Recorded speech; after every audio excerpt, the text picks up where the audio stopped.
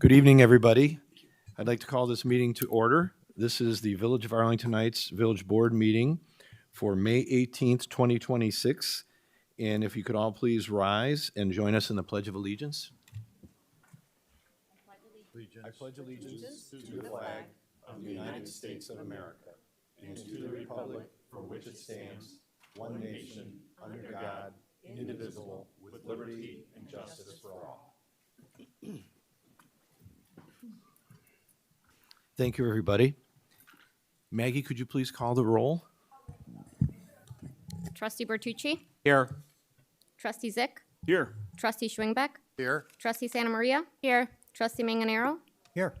Trustee Dunnington, Here. Trustee Gilbert, Here. Trustee LaBedz, Here. President Tinaglia. Here. Thank you, Maggie. So we have a few items on our agenda today. The first one is an approval of minutes, and that is for a meeting on 5/4/26. Are there any questions or comments on that set of minutes from anyone on the board? Is there anyone that needs to recuse themselves or pass? I'll pass. Pass, registered for Trustee Schwingbeck. Anyone else? Any questions from anyone in the audience based on the minutes for 5/4/26? Seeing none, is there a motion to approve? I'll move approval of the minutes of 5/4/2026. Second. Motion made by Trustee LaBedz, seconded by Trustee Dunnington. Any further discussion? If not, all those in favor say aye. Aye. Any opposed? Motion carries. All right, then we'll move on to the accounts payable, and for that, I will call on Trustee Bertucci. Thank you, Mayor. I will move approval of the warrant register for the check date May 15th, 2026 in the amount of $2,527,434.72. Second. Okay, motion made by Trustee Bertucci, seconded by Trustee Schwingbeck. Any further discussion from anyone on the board? Anything from anyone in the audience? Seeing none, this is a roll call vote. Trustee Bertucci, Yes. Trustee Schwingbeck, Yes. Trustee Manganaro, Aye. Trustee Dunnington, Yes. Trustee Gilbert, Yes. Trustee LaBedz, Yes. Trustee Zyck, Yes. Trustee Santa Maria, Yes. President Tinaglia. Yes. Thank you, Maggie. All right. I guess now we're on to the fun part of the meeting. There's a room full of some fabulous athletes that we're here to celebrate, some coaches, some family members. Is there someone, like one of the coaches, that plans to come up and address the board? The way I understand it, this is a group of basketball players that have achieved something that Hersey has not done in many, many years. So Trustee Gilbert brought it to our attention and said, you know what, this is worth honoring. And when I took office, I thought to myself, let's try and recognize some young people in town here as often as we can. And what better way to do it than with the Hersey basketball team? So please introduce yourself. Thank you very much for having us today. My name is Bob Wodlowski. I'm the varsity basketball coach of Hersey High School. We appreciate you guys inviting us to come on out to the Village Board meeting of Arlington Heights. We are here to recognize these athletes. We're very fortunate to have a lot of them make it tonight, even though the seniors are graduating next week. So thank you for the flexibility on the dates. So we can get as many kids we have here. Hersey basketball was 22-8 this year, Thanksgiving champions, regional champions, and as you stated, these young men, a great group of student athletes, were the sectional champions this year, the first time in 30 years at Hersey High School.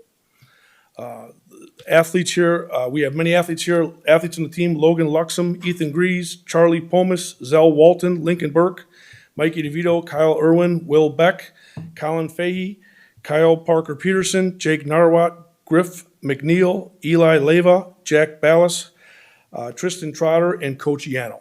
Again, thank you very much for having us. We appreciate this honor from the Village of Arlington Heights. Thank you very much. You know what? Stay there. I'm going to come down. We're going to get these young men to come up, say hello. Want to come up here, sir? Come on up. Guys, Why don't we do it this way? Come up first. Are there other coaches here with you? Coach Yano's here too. Bring all the coaches up here. Come on up. Congratulations, first of all. Wonderful. Thank you very much. And what Appreciate I'd it. like you to do, take this and announce their names one at a time so they get properly recognized. Okay. Coaches, come on up. The other coaches. This is Coach Yano. We have Ethan Grease. Jack Ballas. Tristan Trotter. Eli Leva. Kyle Irwin. Logan Luxem. Zell Walton. Lincoln Burke. Griff McNeil. Will Beck. Colin Fahey. And Charlie Pomus.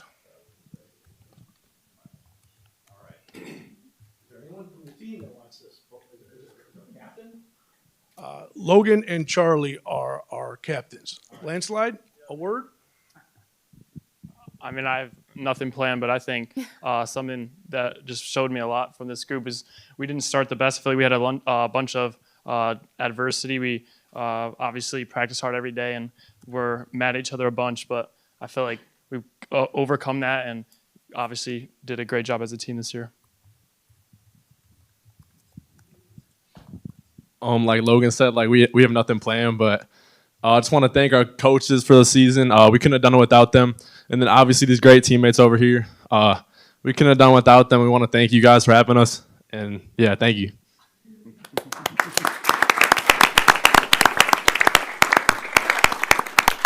All right. Well, I think we want to take a couple pictures together, if you don't mind.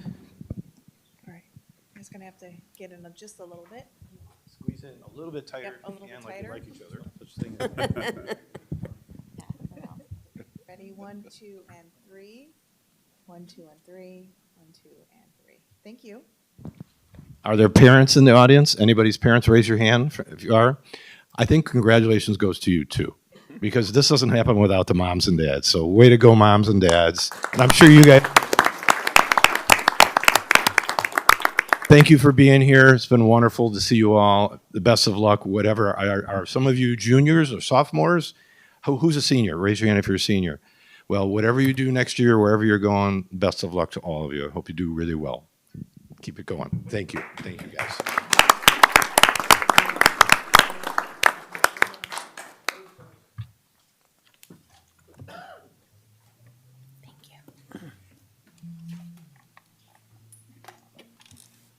Maybe let them know they're dismissed too. Maybe let them know they're dismissed if they want. Yeah, you guys can all check out. Yeah, I don't think so. Going to eat. Probably have some better things to do with your time tonight. At least more fun, anyway.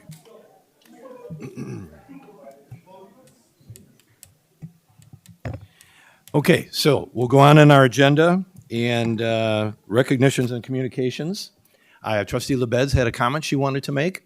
So go ahead. Thank you, Mayor Tinaglia. I actually have, I'll say, 3 comments. The first one is just a reminder that Monday is Memorial Day, and so we have the parade, and it culminates at Memorial Park at Fremont and Chestnut with tremendous and very inspirational recognition for our veterans and especially recognitions for those Arlington Heights residents who lost their lives and in combat. So please remember that. I'd also mention that a Blue Star Memorial was dedicated yesterday by the Arlington Heights sign between Evergreen, it's Clock Tower Park, it's called, and it's between Evergreen and Arlington Heights Road. Mayor Tinaglia and I and Trustee Manganaro were all there, and that was also very moving and inspirational. So make a point to stop by there. So now I'm going to get to the stuff that's maybe a little less happy, if you will. And that is the issue of alfresco and the e-bikes and e-scooters and other e-forms of transportation. First of all, I just want to remind people that you're not supposed to be riding e-bikes, even bicycles, unicycles, not motorcycles, but scooters of any kind in the alfresco zone, unless, of course, you need you have a mobility a kind of mechanism like a wheelchair, a motorized wheelchair or something like that, or you're a toddler in in a stroller. I'm seeing too much of that. I had an incident happen recently where there was a group of about 3 tweens. They were not really even old enough to be riding any of these. Were riding around and around in the alfresco zone. And as my family and I were trying to exit by Shaku, where the Jersey barriers are, they tried to make me step aside for them, even though if they'd given me a chance to go 5 more steps, I would have been out of their way. And I just asked them they would be patient. A few choice words were said under one of the person's breath. I then saw the same group of kids riding up Vale, one of them on a motorized bike, popping a wheelie on Vale by the library. And if you're familiar with that area, people turn south from Euclid onto Vale, and they are not going to be expecting some kid on a motorized bike popping a wheelie in the middle of the road. So I'd like to remind people of the dangers that these things can create. I understand that it helps people get around, but they also need to do it in a correct manner. And we do have an ordinance on the books, which does have some restrictions. I'd like to just remind people about that. And riding recklessly is one of those things that is banned. I know the state is working on possibly making some statewide regulations for these types of vehicles, and I'll call them vehicles because they're motorized, but it's really important. I don't want for us to have another incident like we had when we talked about this ordinance back in September, where a young man riding an e-bike or scooter, I'm not sure which, was killed in Arlington Heights. We don't need that. And or someone getting injured. So it's really important. So reiterate 2 things: no wheeled, walk your bikes, whatever kind of bike, scooter, whatever they are, in al fresco, and then operate them correctly if you have them. And also, young, people under a certain age aren't even supposed to be riding some of those things according to our ordinance. Our ordinance. Police can't be everywhere to, remind kids that they are riding recklessly. So it's up really to parents and others to make sure that we're safe, they're safe, and we'll all be a lot happier. Thanks. Thanks, Trustee LaBedz. Well said. It is really, they're children, they're young people, and they feel like sometimes they have more courage than their body allows them to maintain. And so we as parents, all the parents who are listening at home and here tonight, it's our job to keep them safe, keep them educated, so that our police chiefs and our fire chiefs and all the emergency paramedics don't have to deal with another disaster. Once is too many. So well said. Thank you for bringing it up, Trustee Thank you. LaBedz. Anybody else? Trustee Schwingbeck. Mayor, if I could, I just want to add one more thing to piggyback on Memorial Day. So along the parade route, we've got Scout Troop 32 from Arlington Heights, along with some residents and community leaders that are going to be handing out all along the parade route an Arlington Remember sign. On the back of that sign are all the fallen heroes from Arlington Heights that have given their life going all the way back to the Civil War to present time. It's really important with those signs at the beginning of the parade when the veterans come by, hold those signs up really high and show your support for our veterans. That's the purpose that the committee printed those signs in the first place. So we're handing them out prior to the parade. If we see blankets on the ground, we're going to be laying those signs on the ground for people that come a little bit later to hold up with when the veterans come by. So thank you. Thank you, Trustee Schwingbeck. Appreciate that. Anyone else? Okay, then we'll move on to citizens to be heard. And I do have a small stack of cards, citizens to be heard. These are for topics and items that are not on the agenda. And I have 1, 2, 3, 4 cards. If I have someone misplaced for a different agenda item, I apologize. Raise your hand and correct me. The first one is Fred. Fred Vogt. Come on up, Fred.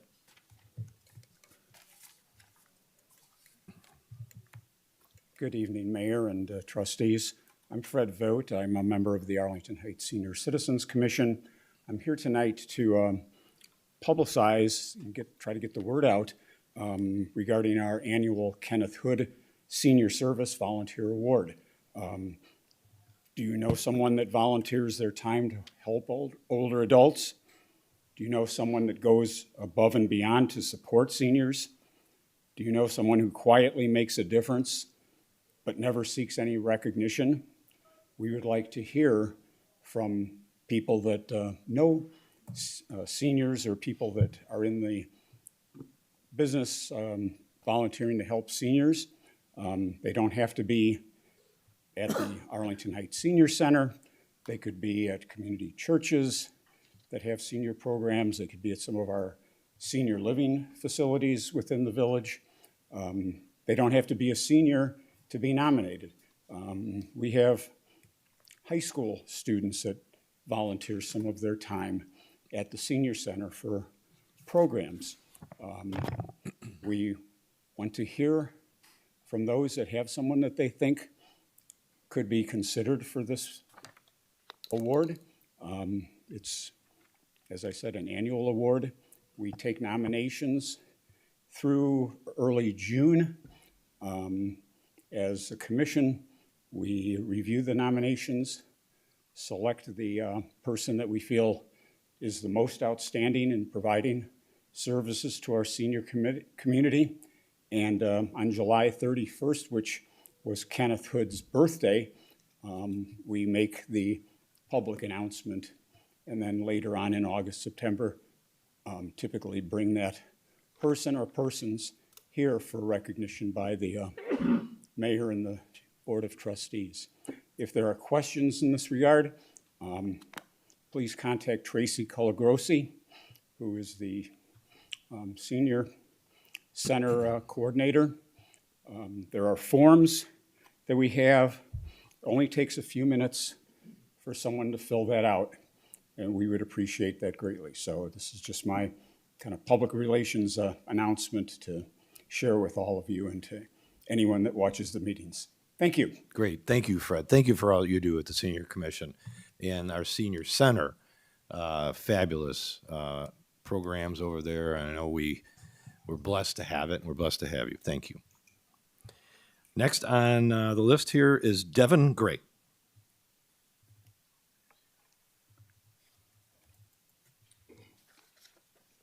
Hi, Mr. Mayor. Hello, trustees. Thank you for the time today. My name is Devin Gray. I am a resident here in town. I'm also a small business owner here in town. I'm really grateful. I've been up here a few times to talk about short-term rentals, and I'm very grateful to say that 5 of the trustees on the other side of this board have already sat down, had conversations with me. Just got 1 or 2 others scheduled, and we're moving in the right direction. I'm very grateful that you have all taken the moments out of your time and your schedule to talk to me about this item. This item is near and dear to my heart. It's part of my family's livelihood. It's extremely important to us. I have the time to do some research on this, and I know that you guys have a lot of topics that you need to do research on, so I thought I'd provide some extra research on this topic here today. There's three examples I want to talk through. The first one is our neighbor down Route 14 here in Evanston. Several years ago, Evanston had a ban in place for short-term rentals, and there was actually a property at 2500 North Ashland that they had routine issues with. It was listed on Craigslist, and part of the description said, "We have enough coolers here for all of your beverages." Pretty obviously listed as a party home. Was an issue for the neighbors. They actually got a petition signed by 127 neighbors around this home. The problem is it was already banned. Short-term rentals were already banned there in Evanston, but Evanston lacked the teeth to follow through and actually secure that ban. So they got into the habit of sending police to that home every single day, knocking on the door and asking the tenants why they were there. But the tenants were well coached that, hey, just tell them when they get there that you're family members. There's not a whole lot they could do. This went on for years. There were protracted legal battles, and finally, Evanston recently approved some regulations, some very smart regulations. For example, they have an annual inspection. They require floor plans to be posted with the village, and they require an evacuation route to be posted. So there's safety in mind here. They only allow property managers who live within 3 miles of Evanston, so they prevent that concern that private equity is going to buy up the neighborhood. And they cap it at 1 unit per 100 long-term rentals there in town. Again, making sure that the character of their neighborhood remains unchanged. Pretty small number. For us here in Arlington Heights, we have a stock of about 8,500 long-term apartments, so that would mean maybe 85 short-term rentals. Village staff has shared we probably have 20 to 30 active here today. So that's what happened in Evanston. I'm going to move quickly. Glen Ellen. Glen Ellen is currently in the midst of a legal battle. This has been updated as recently as last week, where a judge ruled that their short-term rental ban, which was done the same way as ours based on a noise ordinance, was unconstitutional in all likelihood based on the First, Fifth, and 14th Amendment.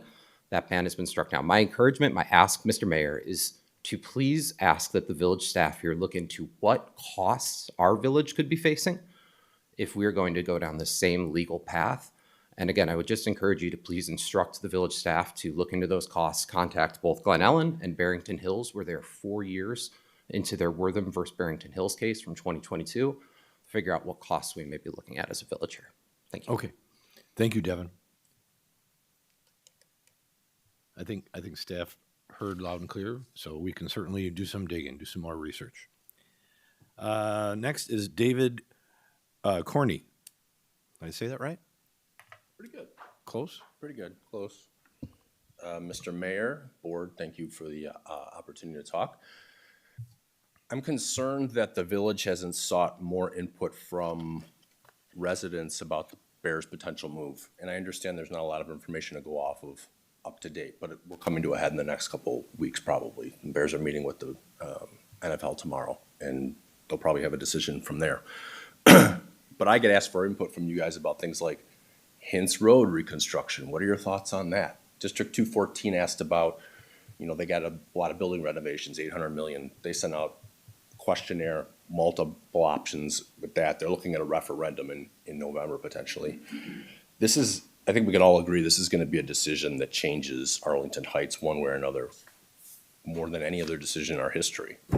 And I don't feel like the residents have had a voice. I know we keep saying public forums are coming up.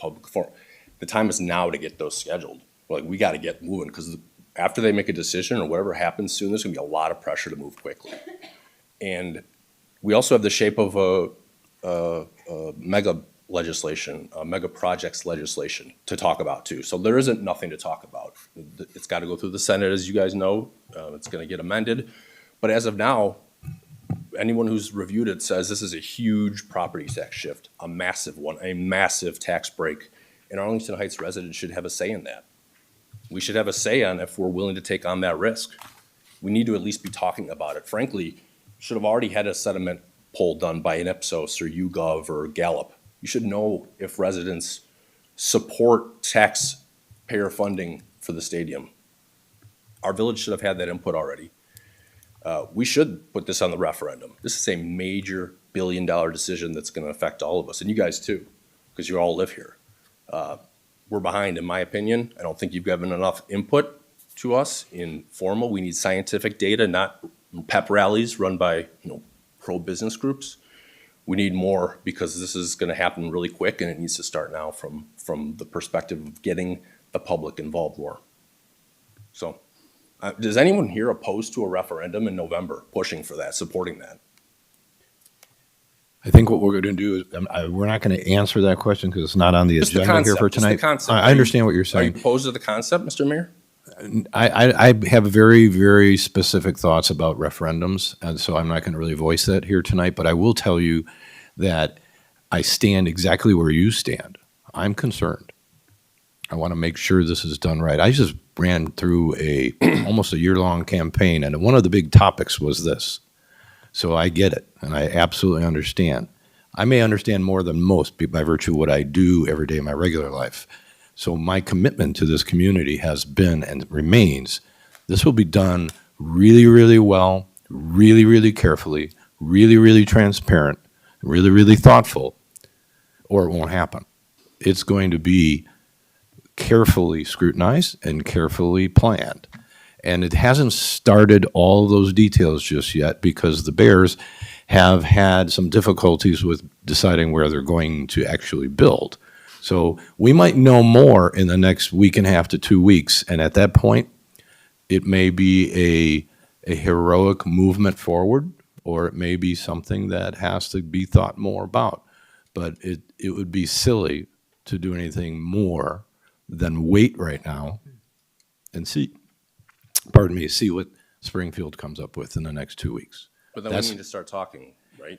We have been talking for 4 years. Well, I know you're talking. I mean, is everyone here involved in that intensively, or is it just the two of you? No. Everybody up here knows exactly where we stand. Well, it doesn't seem like the mayors of the other towns are happy with their position in the conversation, which was in the papers today. Well, I'm not going to go into a further dialogue with you over this tonight, but I can promise you that they will be made straight. Those other mayors and I have communications, and we will make sure that they get a seat at the table. No doubt about it.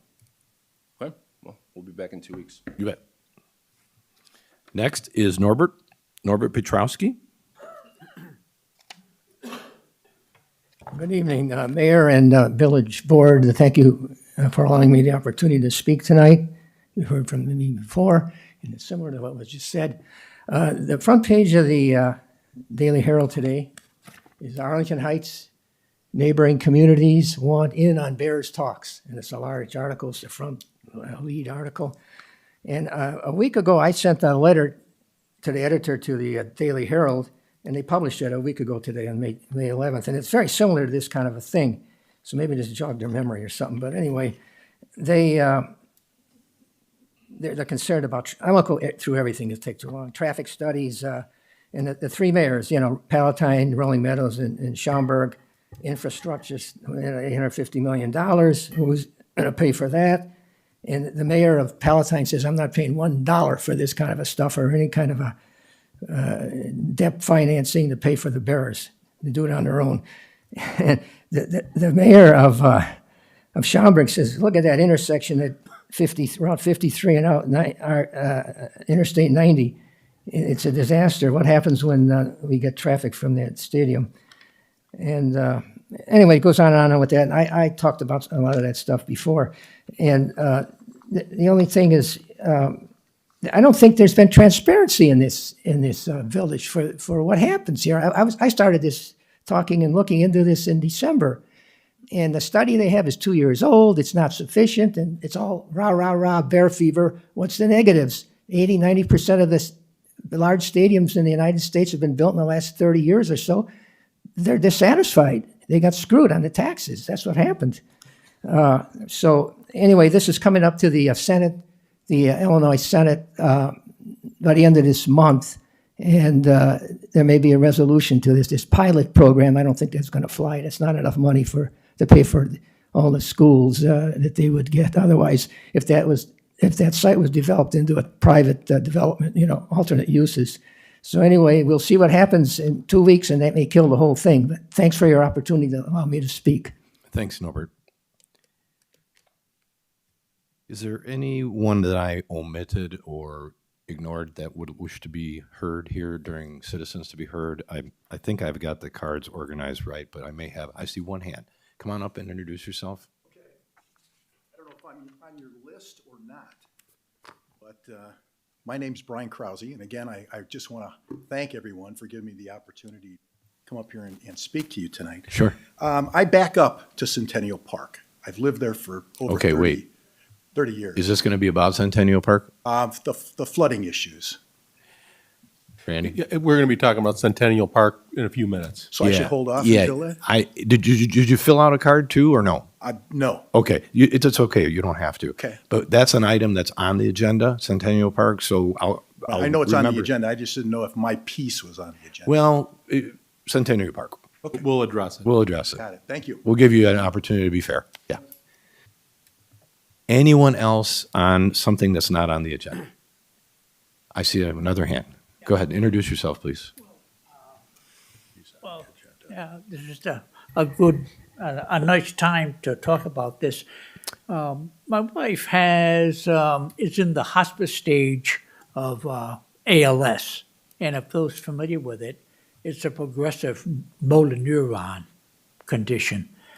We had the opportunity to have the fire department help us get up the steps a couple of times, and it really worked out well. What I didn't want to do was abuse the system, because the fire department, probably the chief knows what a great crew they had. They were more than happy to help us get up the 7 or 8 steps up to the condo. And now we have to get them going down the steps as well. So just don't want to abuse the system, but I was asking, I guess it was the ADA lady at the Arlington Heights, is there a policy in place that we could use some of the services when we have to and not abuse it, if you get what I'm... Yeah, no, I understand what you're saying. And what I can do is I can ask our village manager if there's a response that I can get for you here, okay? I appreciate your comments. Thank you. Okay. Randy, is there... And just a big thank for the chief and his crew. I would, sorry. More than helpful. Yeah, they're the best in the business, no doubt about it. They sure are. Thank you. Go ahead, Randy. Yeah, I was going to say, I'll give you my business card, and if you want to give me a call or an email tomorrow, I'll get you in contact with the right folks from our Health and Human Services Department that can probably answer your questions better than anyone here can. Okay. Thank you. Okay. Anyone else? Seeing none, we'll move on to the next item on the agenda, and that is the consent agenda. And this is a vote with items A through E on our agenda here. Will be one vote for all items unless anyone on the village board here wishes to remove an item for discussion. Is there anyone here on the board that wants to remove an item on the agenda? Is there anyone on the board that wants to vote no or pass on any item on the agenda?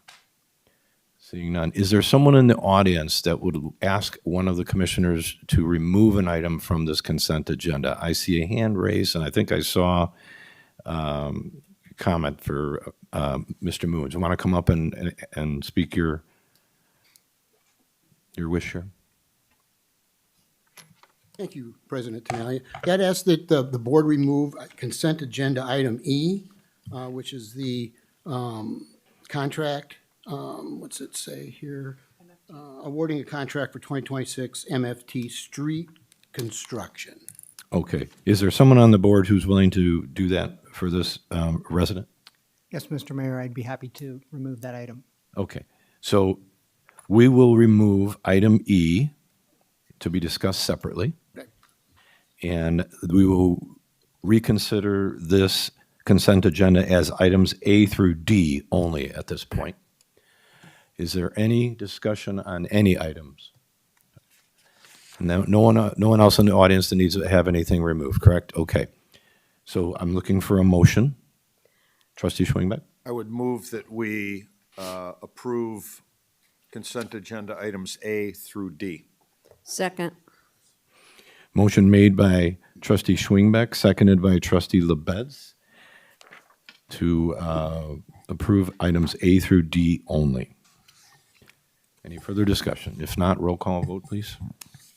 Trustee Schwingbeck? Yes. Trustee LaBedz? Yes. Trustee Zyck? Yes. Trustee Manganaro? Aye. Trustee Gilbert? Yes. Trustee Santa Maria? Yes. Trustee Bertucci? Yes. Trustee Dunnington? Yes. President Tinaglia? Yes.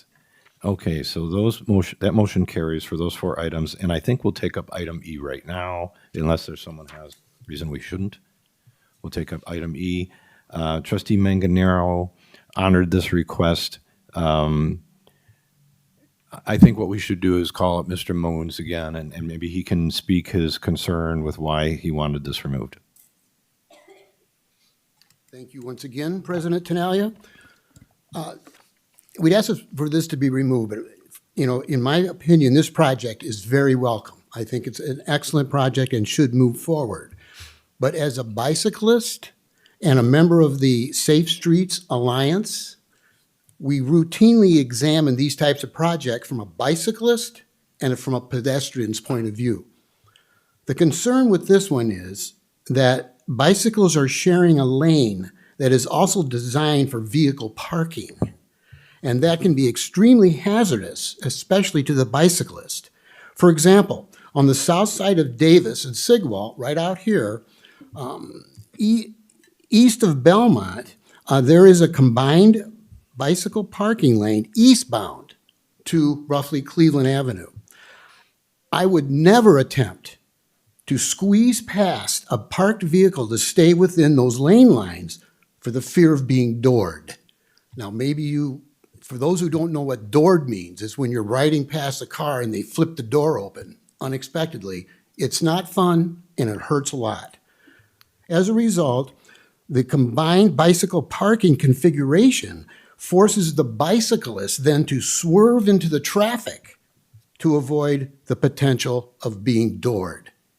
So finally, I would ask that the board please amend this 2026 MFT street construction contract to include physical barriers of separation between the vehicle parking part and the bicycle lane usage. Thank you. Thank you, Mr. Moons. There is another resident that had submitted a card to speak on this exact topic, and it's Rob Rodecki. Rob, want to come on up?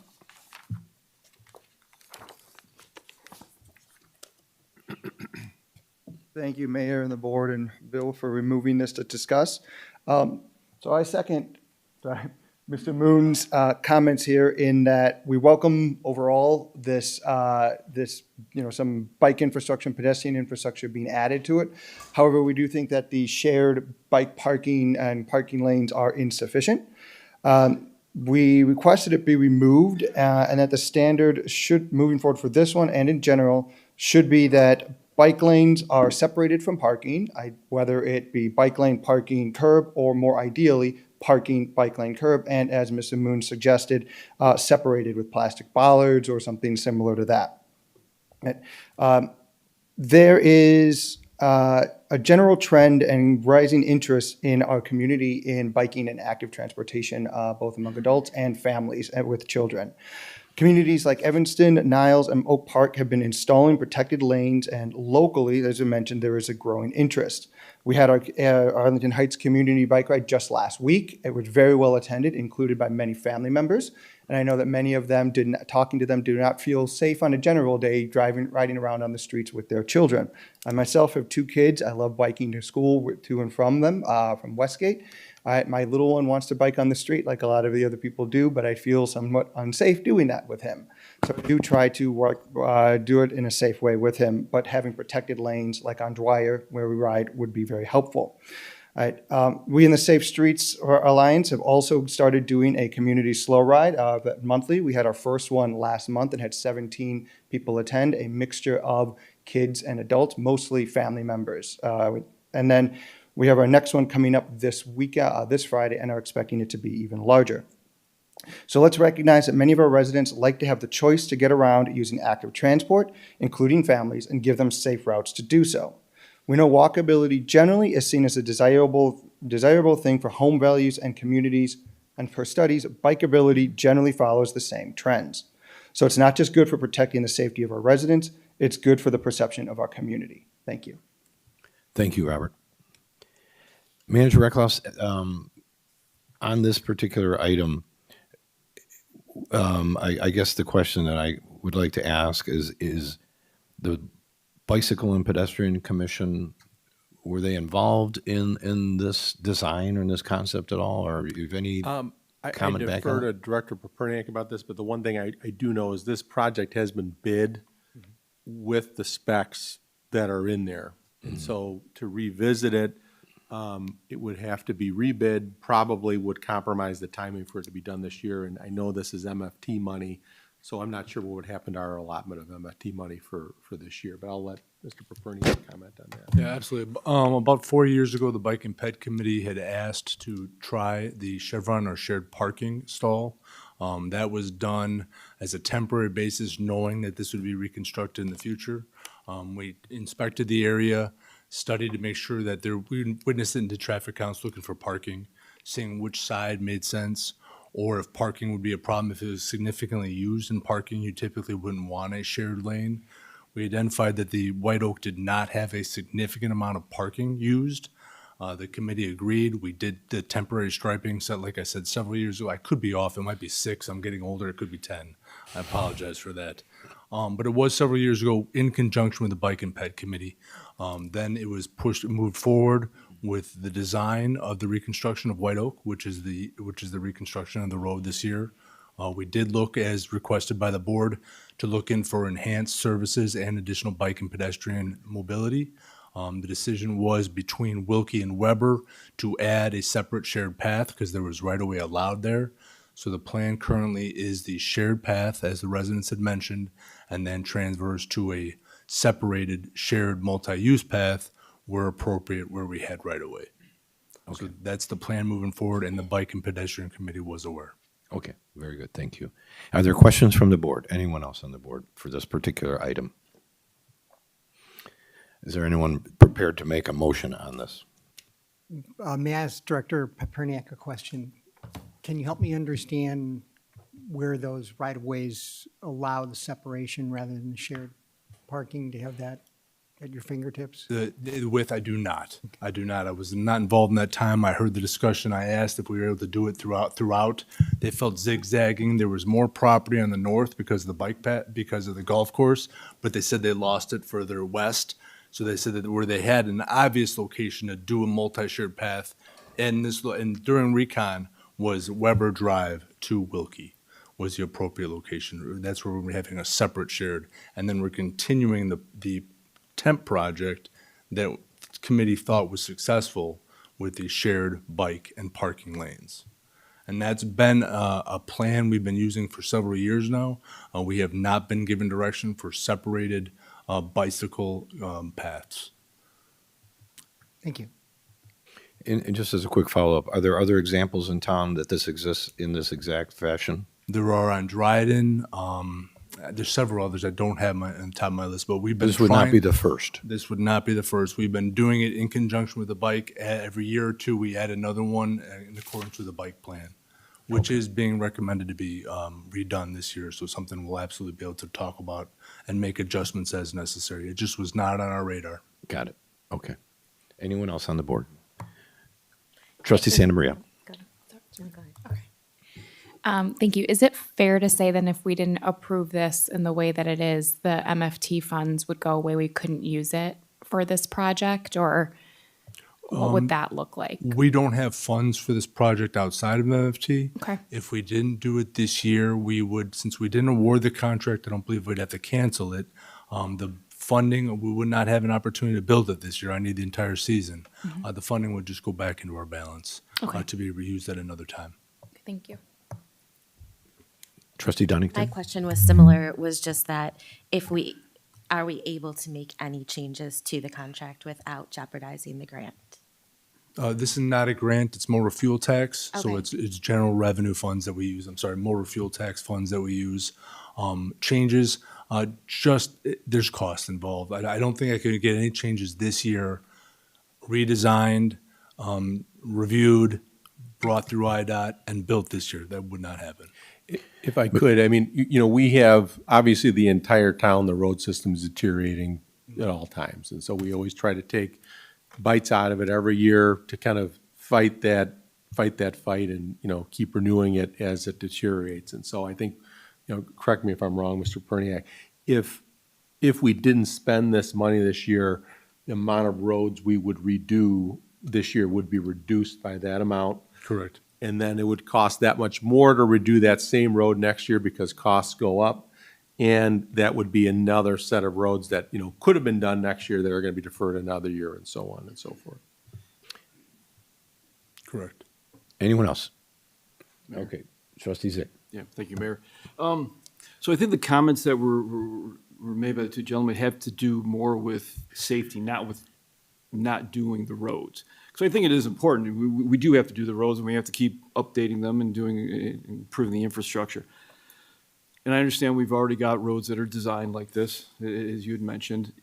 Is this something, though, so I think I'm guessing we're going to go through with it and get this going, but the bike plan that you're talking about needs to be looked at. Is this something that we can look at that point? Is it something that we're going to look at that point? Let's see, because I understand, Mr. Moon's talked about being doored, and I haven't had it happen to me, but I've actually seen it happen in Chicago. And it's not it's a scary situation. So we do want to make sure that there is safety out there with these bike paths. I want to have more bike paths. I want to be able to ride all along the village. But we do have to get the roads done too, so we do have to get that taken care of. But I think we do need to make this a priority. Like, how are we going to do this? How are we going to make sure that people are not going to get injured as they're riding? The next bike and pedestrian, the application to do another plan. Chris, if you could long-term- I'm sorry. speak into the mic. There's another opportunity to recreate the bike and pedestrian plan and just update it. We've approached CMAP looking for grant assistance. And then they reach out and use consultants and we pay a partial fund to that. So that's already been done. We could come back to the board with when that happens. Every time we have a significant FAU route or reconstruction like Hintz Road, we have public opinion out now. That will then come back to the board. Windsor Road on a final design will come back to the board. So most of the non-annual maintenance programs come back to the board just as an update, what the residents have stated, what our design is, and we bring a preliminary plan forward. So there's many opportunities for the board to change any of our future designs or give staff direction to include separated parks. I just said separated lanes. I just think that we should have an opportunity to review it, potentially talk to residents about it. I haven't heard it in my many years being here, a little bit on and off. It just hasn't been a consistent request. Okay, thank you. Okay. Still looking for a motion here. Anyone ready to make a motion on this? I would move approval of consent agenda item E, resolution awarding a contract for 2026 MFT street construction. Motion made by trustee LaBedz. Second. Second by trustee Schwingbeck. Any last minute discussion? Anyone from the audience? Seeing none, this is a roll call vote again. Trustee LaBedz? Yes. Trustee Schwingbeck? Yes. Trustee Gilbert? Yes. Trustee Bertucci? Yes. Trustee Manganaro? Aye. Trustee Dunnington? Yes. Trustee Santa Maria? Yes. Trustee Zyck? Yes. President Tinaglia? Yes. Okay, thank you everyone for that discussion. I'm sure that our Public Works Department will take all this into consideration and our Bicycle and Pedestrian Committee will stay active and diligent on these so that we can learn and get better as we go. Manager Recklouse, you had a comment you want to make? Just on new business, I did want to point out that item C was remained on the agenda in error. There was an error that I made. It is not in its final form, and so I would ask that the board, there's no action that needs to be taken to do anything differently, but that the board just not take action or discuss it this evening. Okay, so Manager Recklouse has asked that we remove new business item C for the reasons he stated. So unless there's some reason on the board that we don't want to honor that. And we don't even have to remove it. If the board wills, you can just skip over it. Just skip over Yeah. it. Okay. Is there anyone in the audience that came here today specifically for this? Seeing none. Okay. So when we get to that, we'll skip it for all purposes here. Moving on to new business then, which is section 10.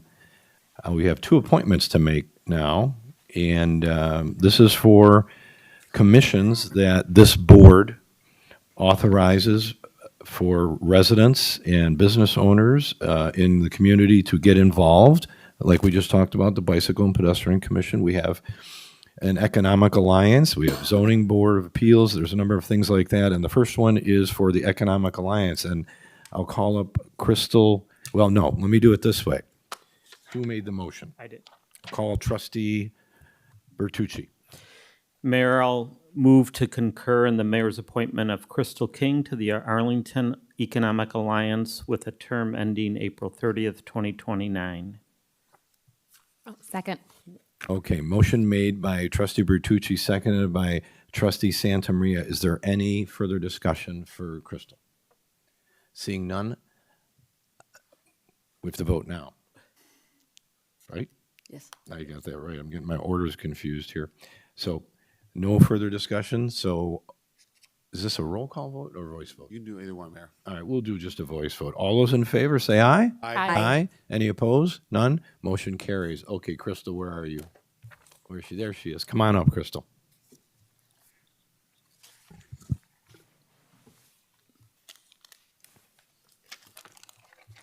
This is the hardest part. You're right there. Oh, right there.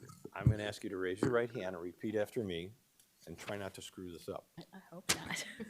I, Crystal King, I, Crystal King, having been appointed to the Arlington Economic Alliance. having been appointed to the Arlington Heights Economic Speak right into that microphone there. You're so soft. In the village of Arlington Heights, in the village of Arlington Heights, in the county of Cook, in the county of Cook, do solemnly swear and affirm do solemnly swear and confirm that I will support the Constitution of the United States to support the Constitution of the United States and the Constitution of the State of Illinois, and the Constitution of Illinois. and that I will faithfully discharge the duties I will faithfully discharge the duties of the office according to the best of my ability. of the office of the best of my abilities. Congratulations. I know you will. Let's have an applause for Crystal. So if you take this over to Maggie and sign it in front of her, you'll be official. And there's your official badge. Congratulations. You bet.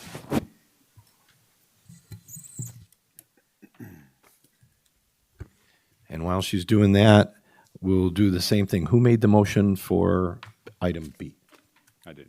All right, Trustee Gilbert, go right ahead. I move to concur in the mayor's appointment of Rick Kobernick to the Zoning Board of Appeals effective June 9th, 2026, ending April 30th, 2031. Second? Motion made by Trustee Gilbert, seconded by Trustee Zyck. Any further discussion? Anyone in the audience? Seeing none, all those in favor say aye. Aye. None opposed? Motion carries. Okay, Rick, you're up. You get the same drill.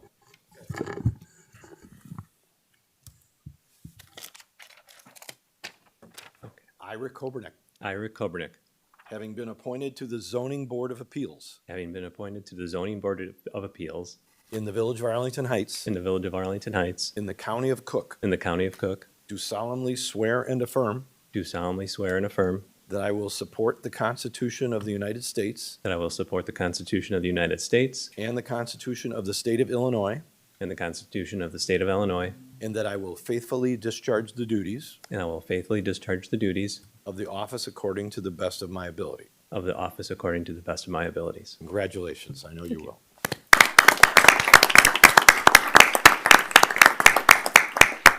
And if you could do this, take this over by Maggie and sign that in front of her. And here's your badge of honor as well. Congratulations. Welcome aboard. All right. Mayor, is it possible to potentially move the Centennial Park to our next item agenda? Just because I think we have a lot of people here and just trying to be cognizant of their time. You are welcome to make that motion. Okay, I would move that our next order of business be item E on the new business. Second. Okay, motion made by Trustee Gilbert, seconded by Trustee Schwingbeck to move item E up to where item C would have been. And we'll take that up now. Do we have any questions or comments around that? Anyone from the audience? If not, all those in favor say aye. Aye. Aye. None opposed? Okay, so we're going to take up item E now, and I think that Manager Recklouse had a comment or two that he wanted to make before we get started on that. So let's start there, Manager Thank you, Recklouse. Mayor. I did want to point out a couple of things for the benefit of the folks in the audience, for those who may be watching at home. It's often very confusing where one local government's authority begins and another one ends, and so I wanted to make a couple of points. The purpose of this discussion this evening is not to comment on any and all uses that one may have within this park facility and how it's operated. The operation of the park, any noise issues, lighting issues, hours of operation, et cetera, are operational issues and are the purview of the Arlington Heights Park District, not the village. The village does not have any special oversight over the park district or its operations. They are completely separate entities. The Arlington Heights Park District has its own elected board, and any issues related to the park and the operation of the park should be directed to them at one of their meetings. The matter before the village board this evening is fairly limited. It's simply the amendment of the comp plan, a PUD, and some variations. So why are these approvals even necessary? The park has been a legal non-conforming use in a residential district for many years, but given that they're upgrading the park, that triggers a requirement that they update their zoning category to make it correct. That is all we're really looking at tonight. I want to specifically comment on a couple of resident issues that we've received recently. It should be noted that the park district is not altering their lighting as part of this proposal. It's not something that's been proposed. It's not something that's contemplated. Nor has the park been found to contribute to area backyard flooding, nor does the village staff believe that any of the proposed improvements would add to backyard flooding in the area. Staff does not believe that it would be appropriate to discuss such items this evening because our scope of discussion is fairly limited. Any flooding issues that folks are experiencing should be directed to the village's Public Works and Engineering Department. We do have a backyard flooding program where we look at such things, and that's the appropriate place for that to be reviewed. And again, any operational matters that should be pushed to the park district. Simply because a project is rezoned doesn't mean that the village has special authority to revisit any and all aspects of the operation of that property. Again, so we would just direct residents to push their complaints to the appropriate folks, just so we're not confusing folks on what this meeting is and isn't about tonight. All right, well said, Manager Recklow. So do you know offhand when the park board meets? When are their monthly meeting nights? I think there's some folks in the back that probably can speak to that. If you want to just say it, John, I can repeat it on the mic. Next meeting is May 26th. Next meeting is 6:30 at the Edson. May 26th, Tuesday evening, 6:30 at the Administrative Center on Arlington Heights Road there.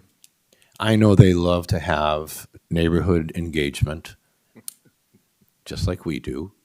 It's important that everybody understands that they are two different bodies, and I really appreciate you bringing that up tonight.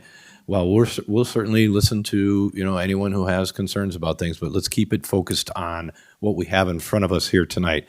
I do have 1, 2, 3, 4 blue cards on this particular item right off the bat, and if anyone else needed to speak, that's fine. But let's start off with the petitioner. Come on up, introduce yourself, and share with a little greater detail why you're here tonight, similar to what Manager Recklow just did. Thank you, Mayor. Good afternoon, trustees. John Kramer with the Arlington Heights Park District Director of Parks and Planning. If I may, can I just go right into the presentation? Go right into it, yep. Tonight, I have with me two of my colleagues, Jeff Geldmeyer, our civil engineer from Erickson, and Monica Gashor-Maroni from RVI, as well as Carrie Fullerton, the executive director, is with me this evening as well. Just a little bit about the presentation, brief agenda, going to go through existing conditions, a little bit about community input, a little bit about the improvements, and then go through into questions. The existing conditions of the site, again, this is largely a refresh of the existing amenities that are at the playground. So largely, you can see where the scope of work resides. It's largely the ball fields, the existing dock out into the area. Those are largely most of the bulk of the work that's going on, with the exception of some concrete flat work, refreshing of certain amenities as part of it that I'll get into a little bit more in depth. As far as the community input goes, the district did have an open house, one virtual and one in-house, where we did have residents come out. This is part of the OSLAT grant presentation or process that we do for the park improvements. That's part of the IDNR grant process. We do have a public input, as well as not only having public board meetings, that has public input as part of that. So we did have a petition as well that went out that had 439 respondents.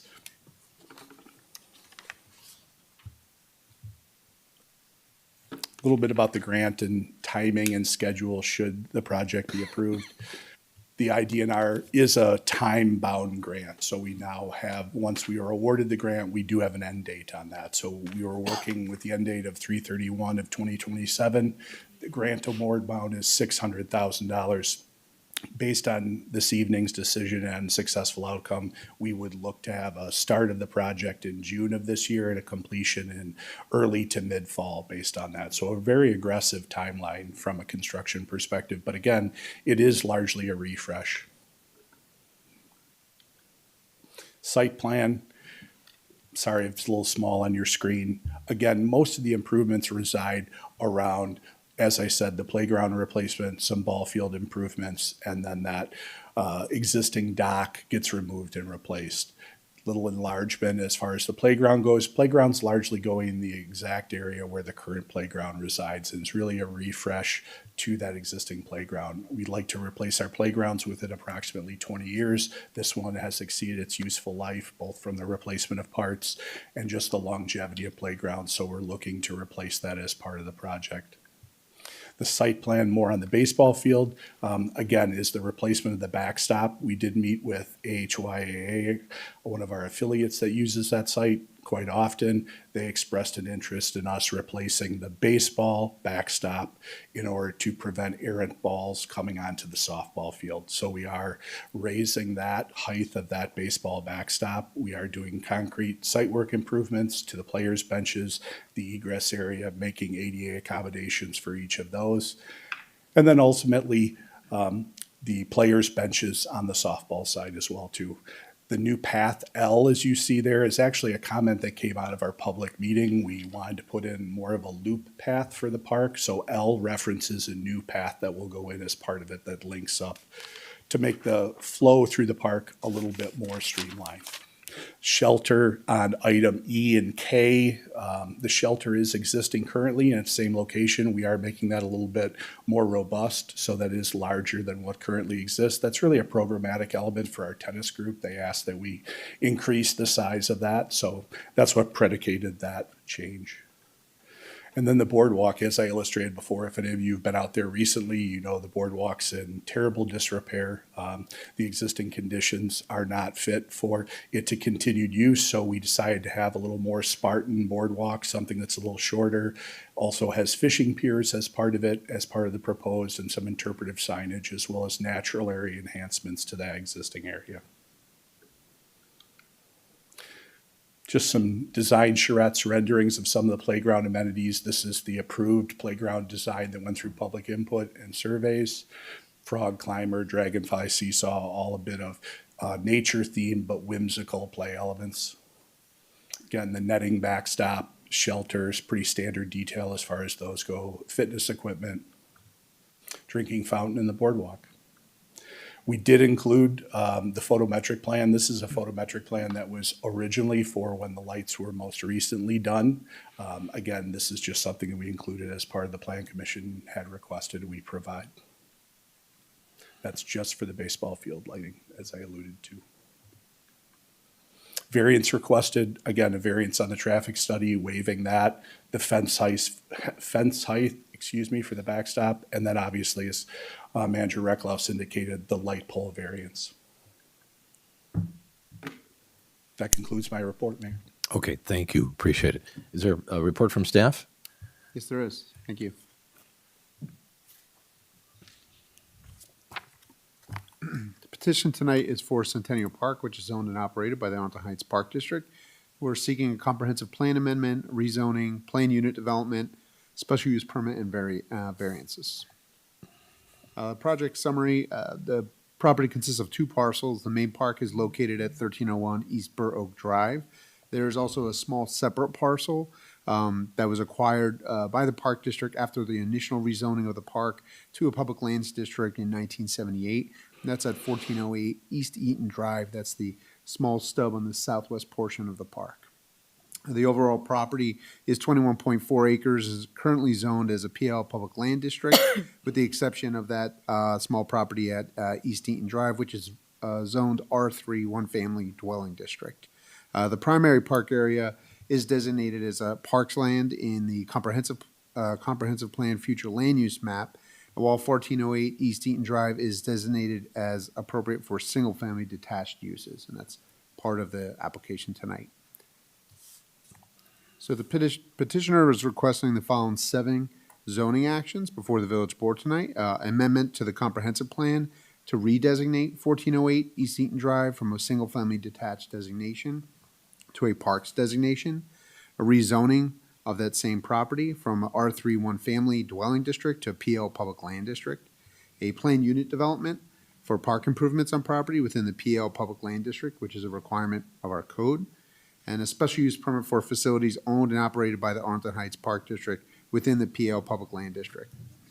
And there are 3 variations. The first is a variation from Chapter 28, Section 6.12-13, to waive the requirement for a petition for a PUD to include a traffic study and parking analysis. The second is a variation from Chapter 28, Section 6.133B, to allow a fence height of 40 feet where the baseball field backstop the fence height is limited to a maximum of 6 feet currently, and a variation from Chapter 28, Section 10.2-12.3C to permit the existing sports lighting at 49.5 feet, where the maximum currently allowed in the code is 40 feet. The last action was updated since the original Plan Commission request of 70 feet to reflect the accurate height of the existing poles, which was requested by the Plan Commission. The variance request brings this condition into conformance by covering the existing conditions of the park with a variation tied to the PUD approval. This slide shows the extent of the proposed scope of work, which was already detailed by the Park District. This next slide showed some of the existing conditions. You can see this is the existing canopy, the boardwalk, which was referenced on the bottom left, some of the fencing at the backstop, and on the top right is that small property that needs to be rezoned, which is an existing pedestrian access to the park. The Park District is seeking to rezone and change the comprehensive plan designation for the parcel at 1408 East Eaton Drive to conform with the rest of Centennial Park. You can see in the locus map in the top left, that's that small stub at the southwest portion of the park that connects to Eaton. This next slide shows the rezoning. It's currently an R3 single-family district, and they're asking to have it rezoned to the PL district. The Plan Commission approved both of these actions at their meeting. The first variation request is from Chapter 28 to waive the requirement for a petition for a PUD to include a traffic study and parking analysis. The Plan Commission concurred with the petitioner that the site traffic will not be impacted by the proposed upgrades to the park.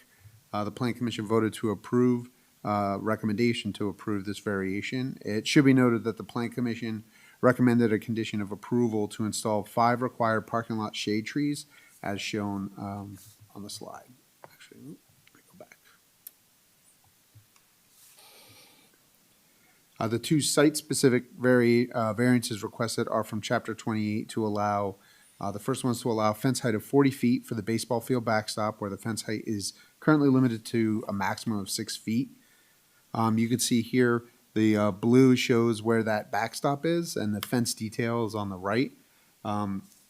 These proposed 40-foot backstops are standard for new baseball facilities and were previously approved at Rec Park. So you'll see these in many of the facilities in the village. The existing light poles and fixtures are not changing with this application and are shown on yellow on this slide. The petitioner is requesting a variance to bring the site into conformance by addressing the existing improvements with a variation tied to the PUD as mentioned earlier. As has been mentioned, the Plan Commission requested the petitioner provide the exact height of those existing poles. They also asked that they submit a photometric plan, which they did as well. These are the trees that I mentioned earlier, out of order. The only requirement, I'll say, with the photometric plan, that nothing is a requirement to this site and what they're proposing. The only requirement that we have for a photometric plan is for off-street parking. So in this instance, if they were building a new parking lot, or they would have to show that they meet our standards for off-street parking. So there is no requirement for the lighting that they currently have or would install at the park. That's the photometric plan. The special use permit request and the request to conform with the requirement for all land in the PL district to be developed with an approved PUD were both recommended for approval by the Plan Commission. In summary, the Plan Commission recommended approval of the amendment to the comprehensive plan, the rezoning, plan unit development, and the special use permit. In addition, they recommended approval of all three variations, and you'll see here there's a note about the 49.5, which the Park District provided as requested as a follow-up. These were the four conditions that were recommended by the Plan Commission as well. As mentioned earlier, while they did recommend a condition for approval for the photometric plan, that is not a requirement that's currently in our code. The Park District did provide that to do their due diligence and be responsive to the Plan Commission, but since it's not an off-street parking facility, there is no actual regulation in terms of the lighting that we would enforce. The motion in front of the village board is to direct staff and the village attorney to prepare final documents granting the zoning relief for consideration at a future board meeting for PC 26-002, subject to the recommended condition, all as set forth in the agenda for tonight's board meeting, with the exception of number 4. Right. Is that it? Yes. Thank you, Mr. Lacostas. All right. I had just two really quick questions. The backstop height that is in question, there's one there now, right? Do we know how tall that one is that's there? I'm going to guess and say 26 feet, but I think Monica knows off the top of her head by the look of it. Hi, I'm Monica Gossameroni with RVI Planning, and we believe the existing backstop to be about 30 feet in height. Okay, very good. And then the other question, just for clarity, how did we have 70 feet as the initial proposed light standards, but they're really only 49.5? We knew for certain that the light poles at Rec Park were 70 feet. So not knowing when we originally went through, we said it can't be higher than 70. I see. Okay, so it was just a rough guess. That's all it was. But the reality is they're 49.5 feet tall. That's the tallest one. There's a few that are shorter. Okay, all right. Okay, just a little housekeeping from my brain. Thank you. Questions from the board? Trustee LaBedz. Thank you. Thank you, John, for the presentation, and Michael. I have a question about the 1408 East Eaton Drive. I'm just curious. It's got an address, but it doesn't look, just trying to eyeball it on the maps, it doesn't look like it would be wide enough for a house. So I'm just trying to understand that piece of property. I don't know who knows more about it and how it happened to become a walkway. Was I'll let land Michael dedicated or something We're like not certain of the purchase property, the purchase history of the property. We know that it was purchased by the Park District after the initial rezoning of the park property. But as it stands, it is owned by the Park District. Whether that was a portion of property that was sold at some point, we're not certain. But the effort that the Park District has brought forward in the petition that we are considering tonight is to bring that into conformance with the rest of the park. So Okay, well, I understand wanting to rezone it to be public land. I mean, that's appropriate. But I was just curious how this came to be. So thanks for what there is, what knowledge there is. And also thank you for clarifying that the light pole height, because I read through all the Plan Commission minutes and all this other material, and I got a little confused. So we're just trying to bring it in, get the variance to conform to what it is, the tallest of the light poles. So. Correct. Okay, those are my only questions. Thank you. Anyone else on this side? Nope. Trustee Manganaro? Yes, quickly, you mentioned in the presentation the light poles themselves will remain the same. Is the lighting going to be upgraded, improved, changed in any way, or it's exactly the same lighting we've got there? We'll now? be making no changes to the lights. Thank you. Anyone on this side? Trustee Schwingbeck. Thank you, Mayor. Schwingbeck. I'd be happy to put a motion on the floor. Well, please do. I would move to direct staff and the village attorney to prepare final documents granting the zoning relief for consideration to future board meeting for PC number 26-002, subject to the recommended conditions, all is set forth in the agenda for tonight's board meeting. Second. Okay, motion made by Trustee Schwingbeck, seconded by Trustee Gilbert. Further discussion from anyone on the board? If not, I do have a handful of cards here. Thank you. If you guys can take a seat. Thank you, Reserve Mayor. comment till after the public. Okay, very good. I'll call on you, or you can remind me. We'll figure it out.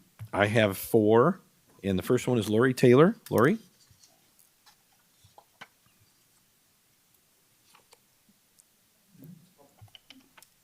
Lori, you're up. You got the stage.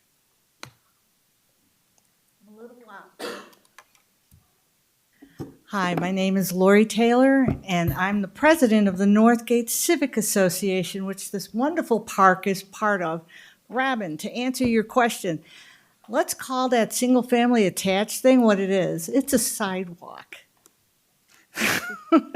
That subdivision was built by Richard J. Brown in 1987, 1988, of which I'm one of the houses on Windsor Drive.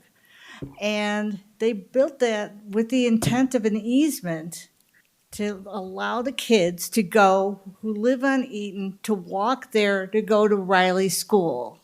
Otherwise, the kids would have to go all the way down almost to Hintz Road, cut over to Windsor, and then cut back up, or start going through people's backyards. So there's your answer. And Thank from you. what I understand, this park was built in the 70s, and the ordinances were all over the place. That's all I can say. So when I met with John Kramer and everybody, we talked about the lights, because the first thing we saw was 70-foot lights poles being asked for. 70-foot lights, once they're illuminated, can be seen up to 2 miles away. So got together with John, and he said, no. There's no change to the existing lights' height. But my husband decided to go out and measure the lights, and he found that there was some variation. So the park district, did the measurements again and found that I guess at least one of the lights is 49.5 feet. Northgate Civic Association, the park district has said they're not going to do anything with the lights. We're okay with that. That one light, or however many lights that are taller than the ordinance, let them stand. The only thing that we ask for is if the park district can check on the shields, because those lights, if you go out to a park, you'll see when the lights are on, they have these shields on them, and the shields bend, and some of the people say that the lights may shine in their house or something like that. So maybe take a look at the shields. But other than that, the only other thing I have to say is, hold on. Of course, my phone decides to do this. Northgate Civic Association is in agreement with the Park District's request. The only thing that we ask for is that the language is correct in the variations listed in the recommendations. However, it did not get changed in the recommendation itself. So somewhere in that document of 60 pages, there's a recommendation, and it's pointing out to 70 feet yet. If that could be found, if that could be changed to the agreed upon 49.5 feet, that would be wonderful. Very good. So, and if you want any more history, we'll hold a history class someday. Thank you, Lori. Thank you. All right, good catch. I'm sure that they'll fix that document to make it. I don't think that they had any intention of it being 70 feet, so we'll keep it at 49.5. Next, I have Kyle Wilhelm. Is Kyle here?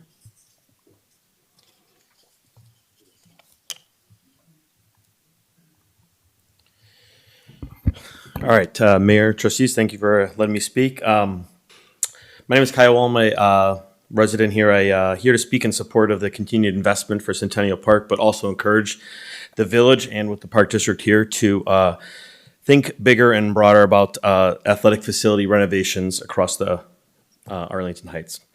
While I think Centennial Park matters, and I think all of the stuff that we shared here is incredible, as a active member in the Arlington Heights Youth Athletic Association, our facilities around need some work as well. As we go to neighboring communities and we see batting cages and lights and turf and all those different things. And as I walk past the fire chief here, and your son is playing professional, and he played locally here.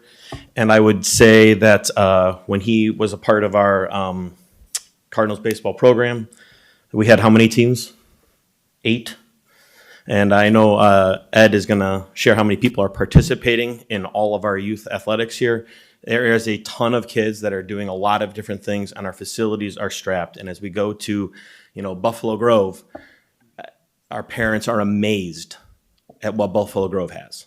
That we are, I like to play home games because I don't like to travel a whole lot, but our parents are sometimes jealous that we don't get to go to some of these other facilities where they have all of these nice amenities. And when we have the amount of people that are participating in our program, I would just encourage us to keep thinking about bigger things. We have worked with the Park District on little things that we can do, but unfortunately, it's going to be something that we all need to have buy-in to make all of our parks much better to be competitive. Thank you. Thank you. The good news is you've got a wonderful park district, and a number of them are here tonight. I think I'm going to just go ahead and say it. I went through that system about the same time that Chief Harris's family went through the system, and our boys played together, and we need additional fields. We need additional lights. We need additional amenities in our program. So, and I know that we have at least 2, maybe more, 3 board members here that have kids in the programs now. So if the park board is here, some of them are, bring it on. That's the way I look at it. Let's get this town up to par with the other communities around, and I think it'll be wonderful. So keep up the great work is all I guess I'm getting at.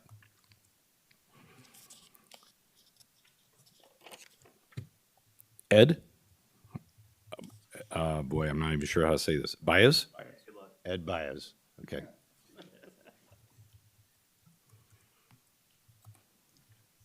Good evening, and thank you for your time and attention today. My name is Ed Baez. I'm president of the Arlington Heights Youth Athletic Association. I just wanted to come out and support the Centennial Park project. It's a vital park to our operations. Everything I wanted to say, you pretty much just said. I'm sorry. But which is fantastic. But for those that may not know, I know we have a lot of AHYA parents and families in the audience and in seats up here. With AHYA, it's a volunteer-run organization, fully volunteer-run. We serve more than 3,500 athletes currently. That's about how many kids will be going through our programs this year. And that's through 6 different sports. So as an affiliate of the Park District, we appreciate all of their support and everything. The updates that we've been making through the parks have been vital to our operations and to the youth of Arlington Heights.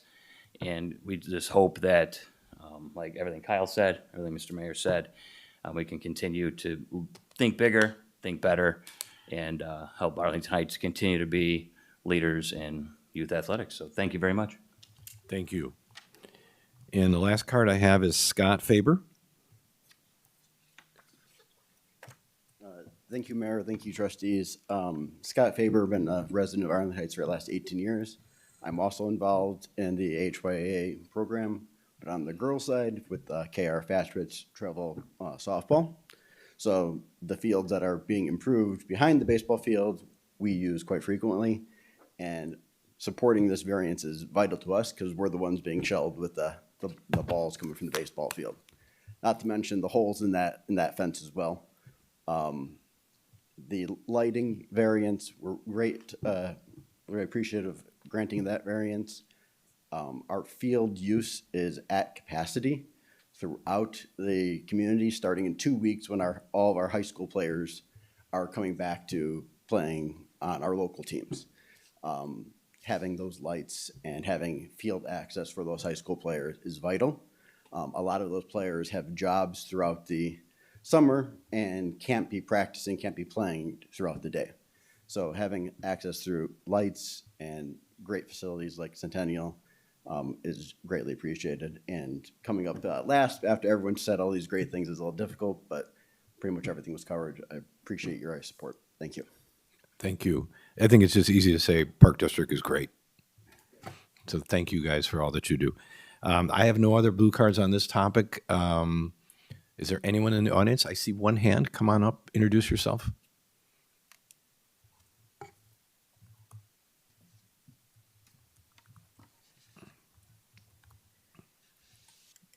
Good evening, Yes. Mayor and fellow trustees. I am Catherine Mazzoni. I am a resident that lives basically right outside the ball fields in question at Centennial Park. So you've kind of asked for this meeting to be focused on the issues at hand tonight, which are both the variance and the special use permits that have been requested. I assume you all hopefully have read my 57-page document I sent in to you. It's called Exhibit I, where I think I lay out a pretty strong opposition to these requests. My son played sports, loved the Arlington Heights sports leagues. We were avid users to them. My question is really, my question to you is really predicated on this particular location of these fields and their current use. The very fact that the Park District has to petition for these variances to be approved tells me one thing. Most likely, these lights were erected without village approval all those decades ago, which kind of begs the question whether these are appropriate in the current setting, which is in the middle of a residential neighborhood. There's multiple things that it's incumbent on the Park District as the petitioner to prove. There's 4 criteria for a variance request that they have to meet, and they have to prove these difficulties or a particular hardship that they have. And to be honest with you, I don't think they adequately prove any of those assertions. And I laid it out pretty meaningfully in the information I sent to you. And likewise with the special use permit, there's 3 criteria that have to be met for that. And some of the things they talk about is it in harmony with the spirit and intent of Chapter 28 of the Municipal Code? You know, a lot of these principles, both the zoning and nuisance principles, exist to protect people's reasonable expectations of what their residential neighborhood is going to look at. And I would argue that the lighting that's very intrusive in the houses near the park, the noise that is created is keeping us from experiencing the very quality of life we should have living in a peaceful residential neighborhood. You know, when you look at Centennial 2, which is the lighted field in question, it is only 162 feet from the nearest house. Mellis, do you know how close those houses are to Mellis Field? They are literally over 1,096 feet. So let's think about that. 162 feet versus 1,096 feet. I think we would all agree that that's quite a bit different. Can I interrupt you for just 1 second? I failed to mention to you that we try to keep these presentations at 3 minutes or less, and we're already past that. If you could please try and wrap up. I do have a couple comments I want to make based on yours, but go ahead. Here's the thing, and I kind of beg you for a little indulgence because we let the village attorney and the village manager and John Kramer from the Park District kind of systematically go through all of these points that they see as positive contributions from the town, and to only allow 3 minutes for a concerned residents to present an opposing viewpoint, you know, kind of eliminates the process of, you know, a fair government that is listening to their residents and concerned about what is going on in their neighborhood. And I think that's kind of a travesty personally. Well, I know you wrote a very articulate letter. Yes. I read every word. Did you? And what did you think of it? And I appreciate your effort and your time on that. But I think as what Manager Recklouse mentioned is your, I don't want to say your issue or your complaint, your position needs to be taken up at the park board meeting. That's why we made that comment early on. And I get that, and that's why I'm going at the heart of the variance and special use criteria, which I totally understand are the only issues before you tonight. But I am thinking this is an important venue because there is a history here of no good faith effort by the Park District to listen to the concerns. Those flooding issues, I know you don't want to hear about them tonight. I'm not one of the houses even affected, but those issues have been known by this Park District since the early 1990s, okay? It's not a new issue. It didn't just happen 3 years ago, and they have not addressed it. How about Sir, we're not doing that. How about the fact that I That's spoke okay. We understand, eloquently but we're not doing that. with the same information at the April 8th Planning Commission meeting? Not only did those commissioners not read my presentation, they basically rubber stamped the approval to move this along to you, where it also isn't being addressed or even thought about, which only tells me somebody so I'm can gonna do a give you- very coherent, succinct argument. No, I And you're understand. not listening to it at all. No, that's not fair to say. I think what Fair to I'd like say. you to hear from Mhm. us up here, I think I can speak pretty confidently for all 9 of us, Mhm. that there's a gentleman sitting over here at this table. His name is Mr. Paperniak. He runs our Public Works Department. Okay. And the village manager is Randy Recklouse. He will give you his card when you leave the podium there. Mhm. Anything in this community that has to do with flooding in backyards or flooded anywhere all starts and ends, believe me, it starts and ends in our Public Works Department. So I want you to take advantage of that. You've spent a lot of time and energy on this particular item, and I appreciate it. I want you to understand we're hearing you. But it's not the venue tonight to go through this. And Now, I'm I not know you get talking that. about the flooding, I was just using it as an example that has been previously But the ignored. your other item that you're very concerned with is the lighting. No, No? What No. did I get wrong? I was gonna bring up the fact that the Park District is contending that this is very standard, it was done in Recreation Park. But Recreation Park, like Mellis, is no way similar to the situation at Centennial Park, where it is embedded in the middle of a subdivision. Totally 2 different animals. Well, So I don't know if I'd agree with you on that compare 100%. them. Have you been out to Centennial Park? I just told you I told everyone here, my children went through all the programs. I lived here all my life. Do you really think Centennial Park in its confined area is similar to Mellis? I don't think it's a bad neighbor. Let's put it that way. I don't think Centennial Park's a bad neighbor for the neighborhood, honestly. There may be some improvements that could be made, and I'm going to give you this one last thing, and I'm going to ask you to please be finished. Would you agree that if the Park District had more lighted fields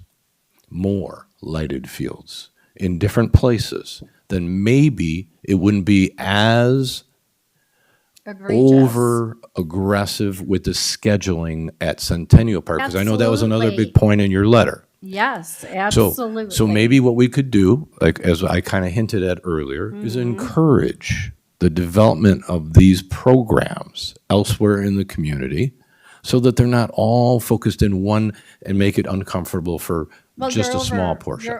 And then we have to stop because we can't spend all night on this subject, okay? And I don't know if it's your husband, but there's someone else who wants to speak as well, and I'm going to give him the same opportunity as I did for you. And I'm going to ask that you please take Randy's card and follow up on it. I will. Thank you. I won't be finished, and I really feel like you should have given me additional time.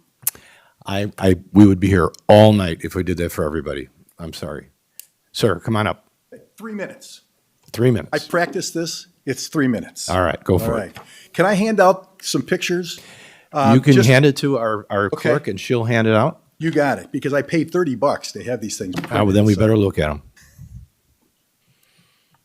These illustrate the flooding in the back of my house. Okay. Which is 2 doors down. To get to We have to come over to the microphone, please. Otherwise, we won't have you on a record. Sorry. The name is Brian Krause. Oh, so you're not husband. I'm sorry. I'm 'Cause I know that not husband. we got letters from both, is it Mazzoni? Is that how you say it? Yes. No, there was a letter from your husband. I read it. So Brian Krause, I'm Brian. at 1414 Eaton, which is 2 doors down from your single-family detached, whatever you want to call that. The walkway. The sidewalk. Yeah, it is a sidewalk. Yep. The only thing that I would highlight in that is you don't want motorized vehicles going down that sidewalk.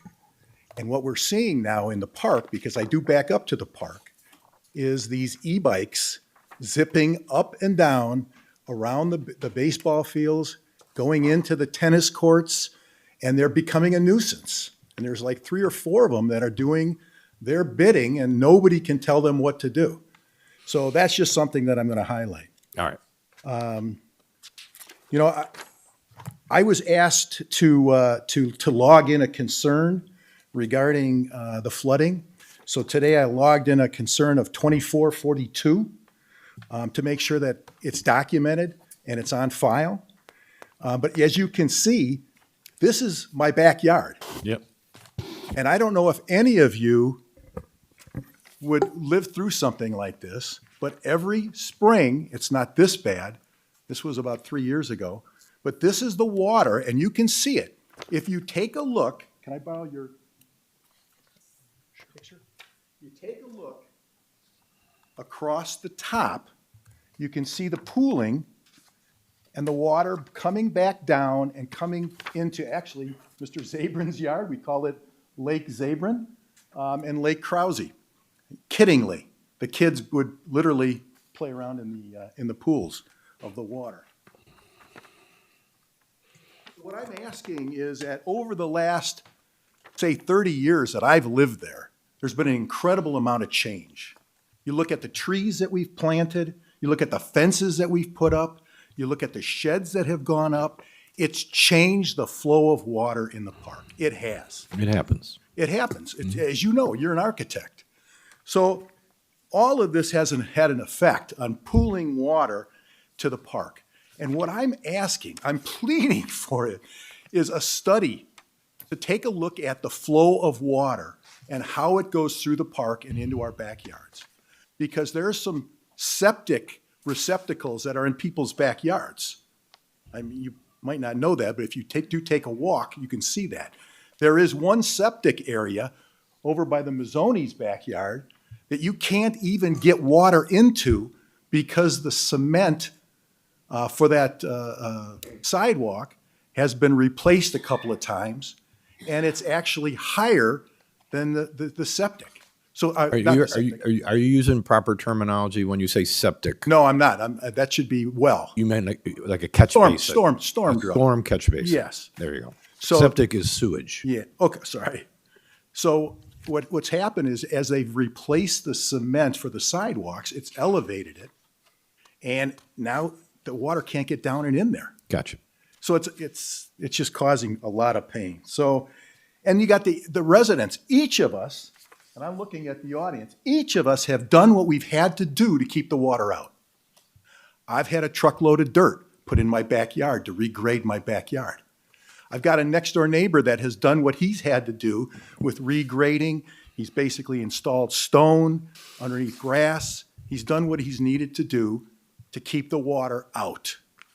That's not really our responsibility to do. We can help when asked, but we need Understood. some help. And that's all I have to Okay, say. I appreciate you trying to be brief, and I know it's hard sometimes to get it all in. I'll say to you exactly what I just said to the other resident. These two gentlemen are the gentlemen where the conversation starts, and then it goes on and it ends back there as well. So take Randy's card. Yeah. Get done what you need to get done with any reconnaissance. I would absolutely recommend visiting with the Park District. These folks are great people. They will do everything they can to help you.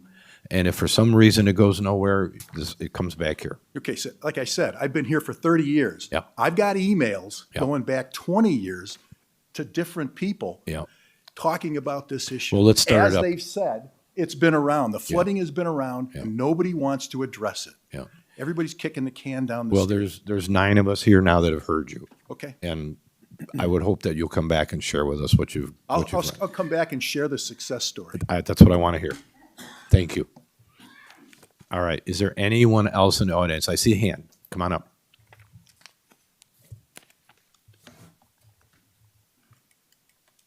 And since I didn't say it before, I'll say it again. There's a little clock up there for the 3 minutes. Thank you. I'm just wanted to come here tonight to talk about the park and the lighting situation, but you've kind of explained it, but I really want a point of clarification.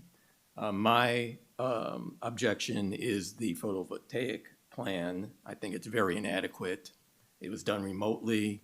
No one actually was there. We did it by data points and how strong lights were. I back up to the park, left center field of the lighted ball field. Lights in our windows. I'd be glad to show you pictures later if you really want to see what it looks like. I saw the pictures. Yeah. Well, these are like actually in my kitchen, the light streaming in. So the point of clarification I want is this something that I should be bringing to you?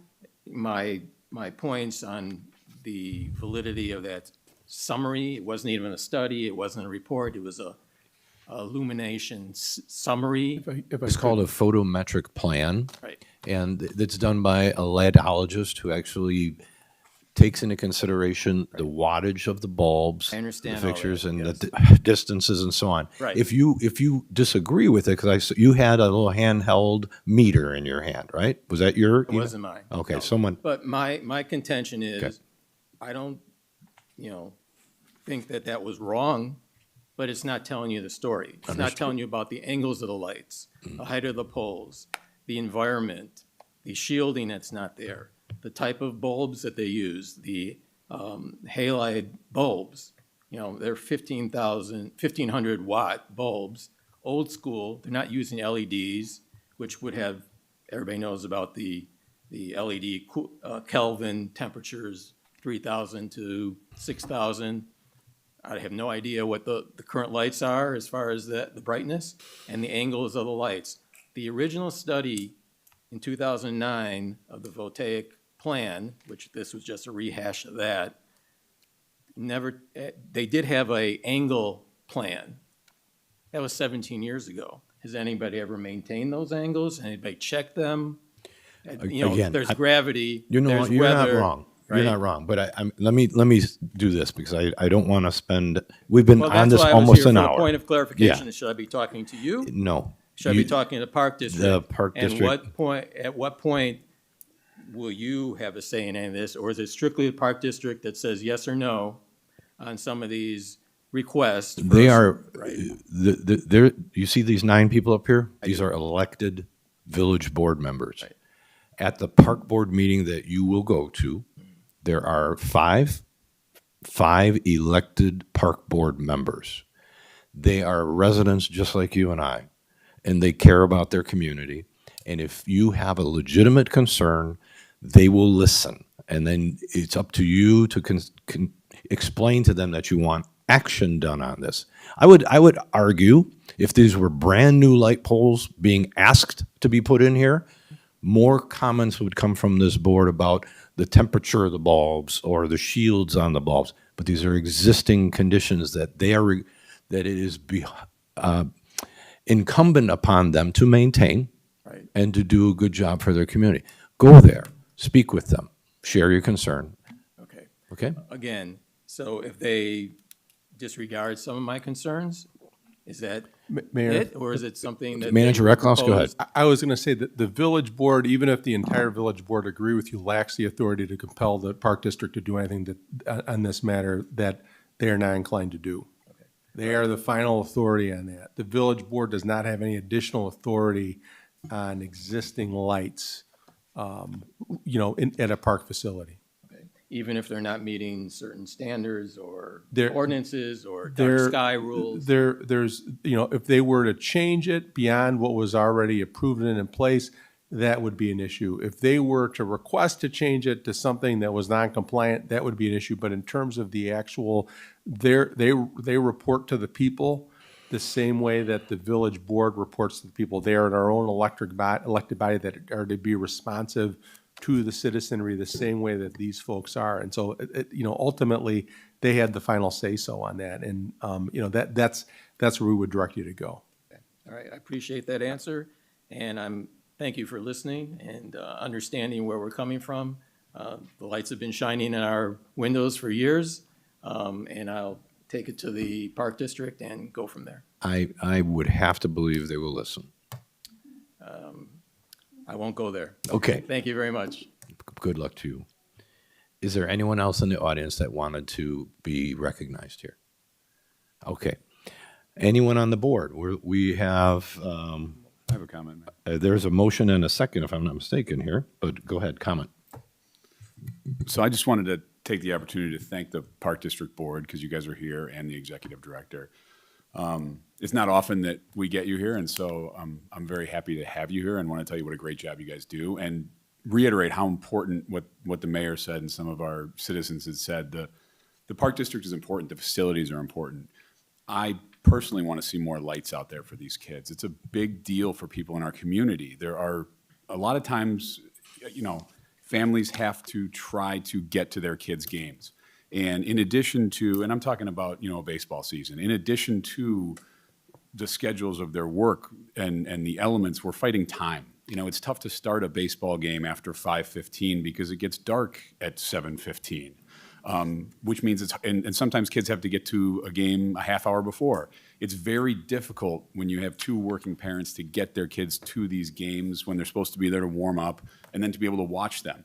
There's times in the summer when the games are too hot to be played at the 5:15 hour.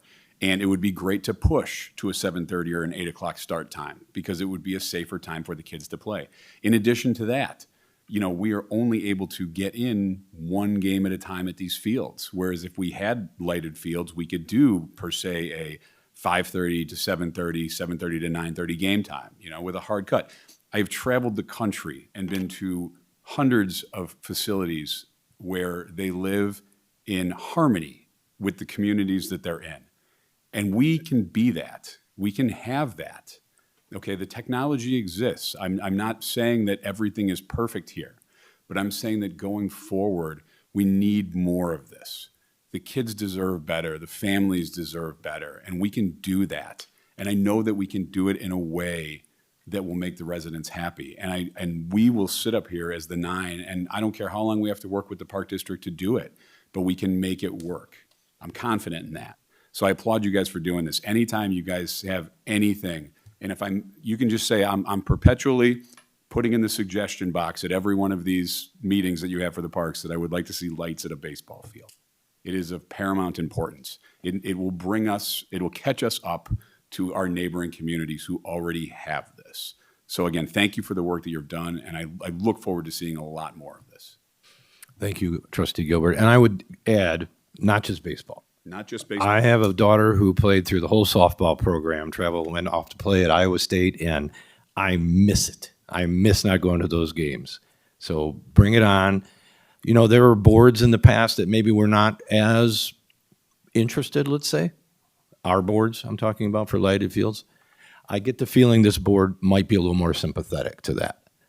It's time. So you guys are great at what you do. Just don't be afraid to keep going with it. Anyone else? Trustee Bertucci. Mayor, I'm going to refocus the conversation because my question actually is about the designation of this pathway, let's call it. So my question is to staff. Randy, this designation and the proposed designation says parks, and while I love our park district and trust that they will always do what's right, I just heard a piece of information today, historic information from Lori, Mrs. Taylor, and that talked about it originally being there for the kids that go to Riley School. So who owns that property, and is there a way that we make sure that it's always available, not only for the parks, but to make it convenient for the kids that don't have to walk 2.5 blocks, I believe it would be, to get it to the school? I mean, it's owned by the Arlington Heights Park District. And so it's designated as as park space, and it's been operating as park space all these years. It's an open space that anyone can traverse. So when the subdivision was originally done, was the park district the owner of it? That we don't know. Okay. All we know is now it's owned by the park district, operated by the park district, maintained by the park district, and it's open. So when did the park district gain ownership of it? We don't know. Okay. So, I mean, it's just historic, and I know the people at the Park District will always do the right thing, but I wouldn't, I would just challenge them to put something in their records or their archives to designate that, and I believe that Lori is right, because I almost half remember something like that, Lori.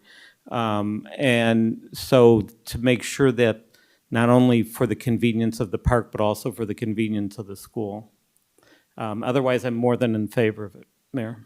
Wonderful. John, is there any, come on up real quick. Do you have any inkling that this would ever get changed from a walkway?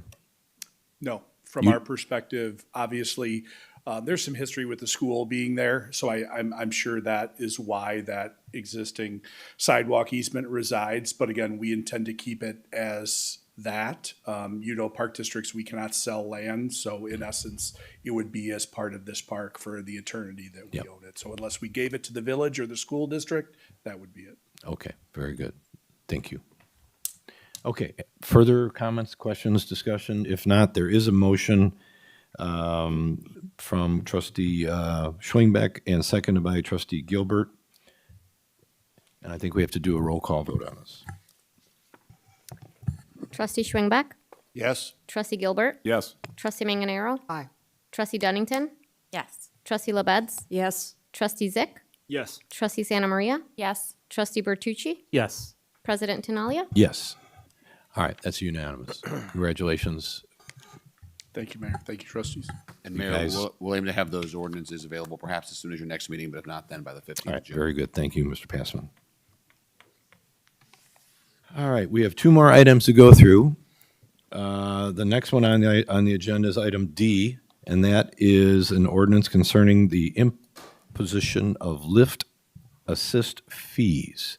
And for that, I'll call on Manager Recklouse to start this dialogue. Yes, thank you, Mayor. Staff is always trying to find ways to optimize staff time to be available to do the most possible good for the most number of people in the community. This ordinance, while it refers to fees, I really wanted to clarify, it's one of the few times that we're going to be having an ordinance related to fees where our hope is it generates no revenue for the village. The hope is that it's going to modify behavior so that our firefighters can spend their time on what they're trained to do, which is responding to emergencies within the community. So with that, I'm going to turn things over to our fire chief, Chief Harris. Thank you, Manager Recklos. Good evening, Mayor and members of the board. I really had a 45-minute presentation prepared for you, but since it's 9:26, I'm going to cut it to 7 or 8 minutes, if that's okay. Thank you for the opportunity to speak with you tonight regarding an issue that has increasing impact on the fire department's emergency medical resources, recurring lift assist requests.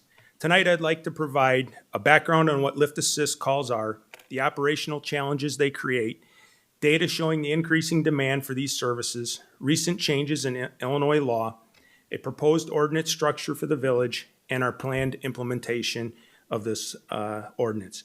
The overall goal is not to penalize residents in need. Rather, it is to ensure emergency resources remain available for true emergencies while encouraging appropriate long-term care solutions where recurring assistance is necessary. Sorry about that.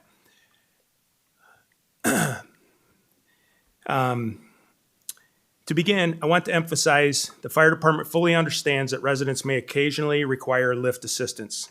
This commonly occurs after a hospital discharge, surgery, or rehabilitation, temporary illness or injury, or unexpected mobility issues.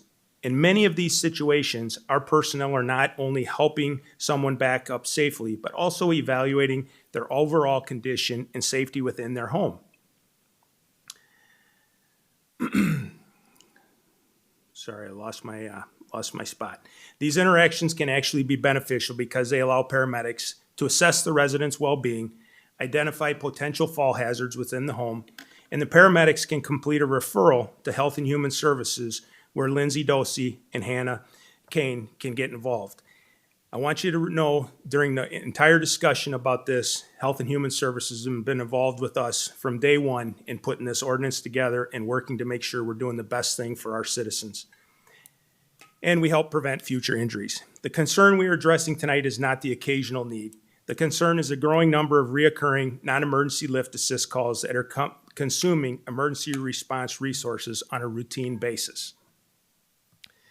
Lift assist, we are primarily seeing two categories for reoccurring lift assist. The first involves individual residents where the fire department is routinely called for non-emergency assistance. In some cases, these calls occur multiple times per week or even daily.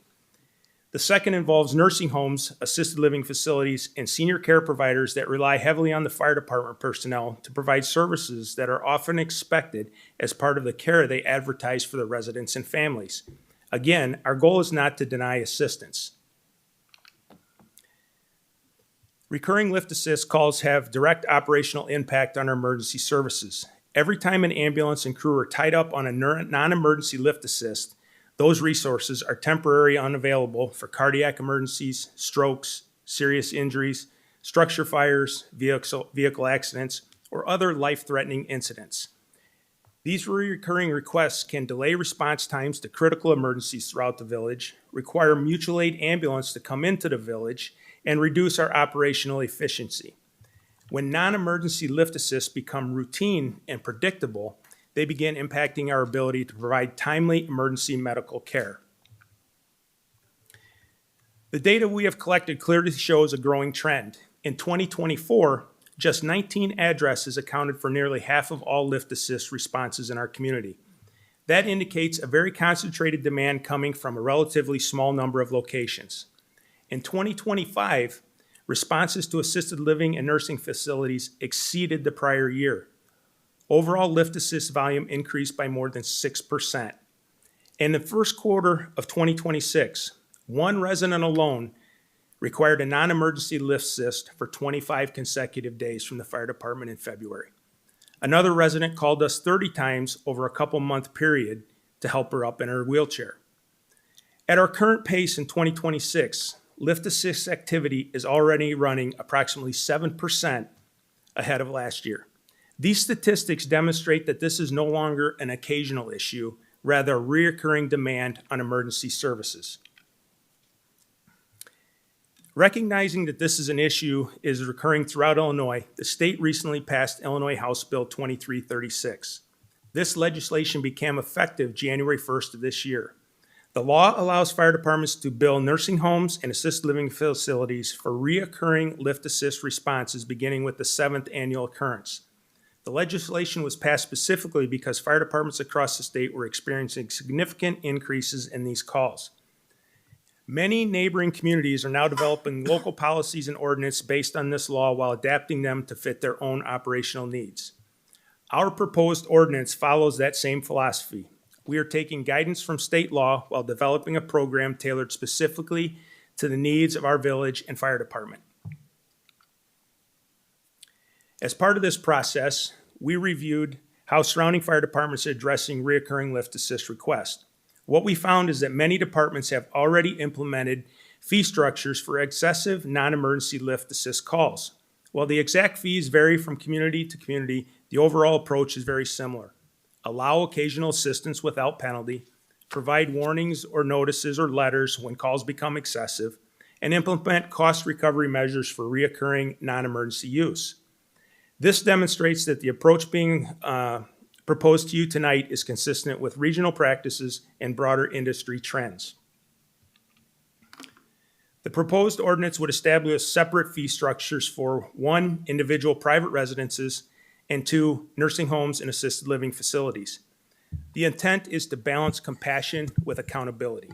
For residents living independently, the goal is to encourage families and caregivers to establish sustainable support systems when reoccurring assistance becomes necessary. For care facilities, the goal is to ensure that facilities providing mobility or assisted living services maintain adequate staffing and support their residents rather than relying on fire department emergency resources.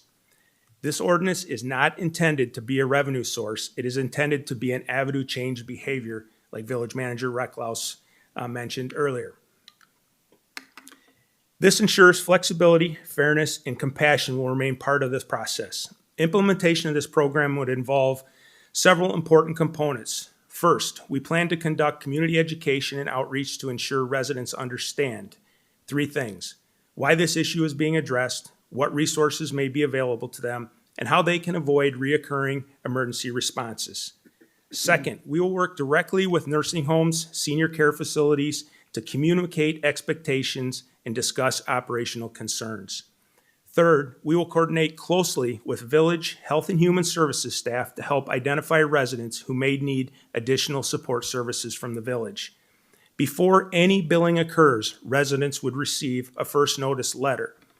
That notice is intended to provide time and opportunity for residents and family to arrange for several things: a visit from Health and Human Services nurse Lindsay Dosey and potentially social worker Hannah Kane, in-home care, mobility assistance, medical equipment, or other supportive services. Finally, all billing decisions will remain subject to review by me on a case-by-case basis. In closing, this proposal is about responsible management of emergency resources while continuing to support residents with dignity and compassion. The Fire Department and Health and Human Services remain committed to helping our residents in need. I cannot emphasize enough, this ordinance is not intended to create a new revenue source for the village or the fire department. The primary objective is to curb a growing pattern of reoccurring non-emergency lift assist usage that is impacting our emergency response readiness.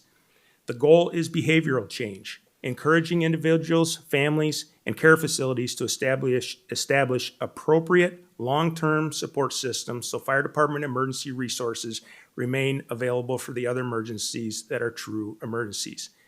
This ordinance would provide a reasonable and balanced framework, consistency with state law and regional practices, improved protection of emergency response capabilities, and opportunities for residents to connect with the appropriate long-term support services. The fire department recommends moving forward with the proposed lift assist ordinance and implementation plan. The recommended motion would be to approve the lift assist ordinance as presented. I thank you for your time and consideration tonight, and I'd be happy to answer any questions at this time. Well, thank you, Chief Harris. I think that was really well put together. Let's reiterate one or two things. Number one, you did this not in a vacuum. You did this with assistance and guidance from our Health and Human Services Department, right? We've had many, many meetings with Mila How many? and Lindsay. 2 or 10? 4 that I can think of off the top of my head. And they agree with us. Yes, and I will tell you, it was Health and Human Services with the one resident that had called us 25 days in a row. It was their assistance that helped us get over the hurdle and get that individual the help that they needed. And you made that clear. What happens in those occasions when you run into something like this, you can introduce that to our department and have them help them out. Yep, and that's what will be included in the first letter we send to them, all that contact information. And also, after the paramedics are there, they will fill out a referral in their image trend report. That's the report we have to do after we have any patient contact. That report goes straight to Lindsay, and she will be notified when she gets to work the next morning. And then the other half of this, maybe not half, but the other piece of this puzzle has to do with facilities. How have your conversations with some of the larger facilities in town gone in regard to this? Do they accept this responsibility? So I have so far met with Luther Village and the Luther Home. I'm meeting with the Moorings next week, and I believe Church Creek the following week. Luther Village and the Luther Home could not have been more receptive to the guidance and the education that we provided when I sat down with the directors of both facilities. So knock on wood, so far my meetings have gone very, very well, and this has been very well received. And to some degree, they didn't realize that it was happening. Sure, I can imagine. Well, I think this is really well put together and really important to keep our paramedics available for the needs that they really need to go out and take care of, and that there's other ways to get these issues solved. So thank you for putting this together. Are there any questions from anyone on the board? Trustee Schwingbeck? Thank you, Mayor. Chief, thank you. I'm in support of this. Just a few thoughts and a couple of questions. Because we've talked a lot over the years since I've been on the board with the number of calls that you make during the course of a year, and it keeps going up, and we've added another ambulance, and I've asked questions over the years of how many of those calls are actually at the nursing home and assisted living places. So we know that makes up a large part. When I looked at the data you provided, I guess a thought that I have, and I want to just go over this with you and get your thoughts. When you broke it up between private residents, which in a lot of cases, you've got family members living in a home where maybe they don't have the support staff around. Maybe kids live out of town, versus nursing homes where there are professional people on site. And people are paying good money in a lot of cases to be in those nursing homes and assisted living sites. So my only comment is, when you're looking at the private sector, 0 to 3, there's no fee. And then you go up into that 4 to 6 where you start charging somebody in a private residence, and yet in the nursing home, the first 6 calls are nothing. I mean, they have staff there that are supposed to assist in those cases. Instead, they're calling 911, and it's emergency medical. These are not emergency calls. I would think that we ought to keep the nursing homes who have professional people on staff either closer to where the private residents are, because those are the folks that we're typically getting a lot of calls from. All we did was follow the House bill there, but as talking with, Attorney Passman, we're home rule. We can change that to 0 to 3 just like we did. We just followed the House bill that was passed. I'm open to any suggestions you have, and as Attorney Passman said, we can really do what we want to do with that. So I threw it out there following what was passed in the state, but I'm willing to take any recommendations. Yeah, I mean, I would just think that keeping consistency, then there's not going to be as many questions, from your staff. But like I said, those homes, the nursing homes and assisted living, as we've talked in the past, they have people there. They don't want to do it for one reason. They want you guys to come in so their staff doesn't potentially get injured. Yeah, they want to pass the Correct. liability. Right. So but they have people there where maybe in a private home, there is nobody they can call. And So- I think, I want to make it very clear, we're not trying to spread the word, don't call 911. That's not the issue here. And the other thing on the one slide where I said we want to keep compassion Right. as part of this, I think all of us have had a loved one that was in the hospital and they got kicked out because of Medicare wouldn't pay any longer or something. And sometimes these people get home at 4:00 on a Friday. Right. And they need beds and they need lift chairs and stuff. They're not going to get that over a weekend. So that's where I said I'm going to be reviewing all these cases. The compassion is still going to be there. And I've talked to, the chiefs in the surrounding towns, and this really is just a tool for the few people that are going to push us. Right. It's really not going to be, from what I understand, a big problem. Right.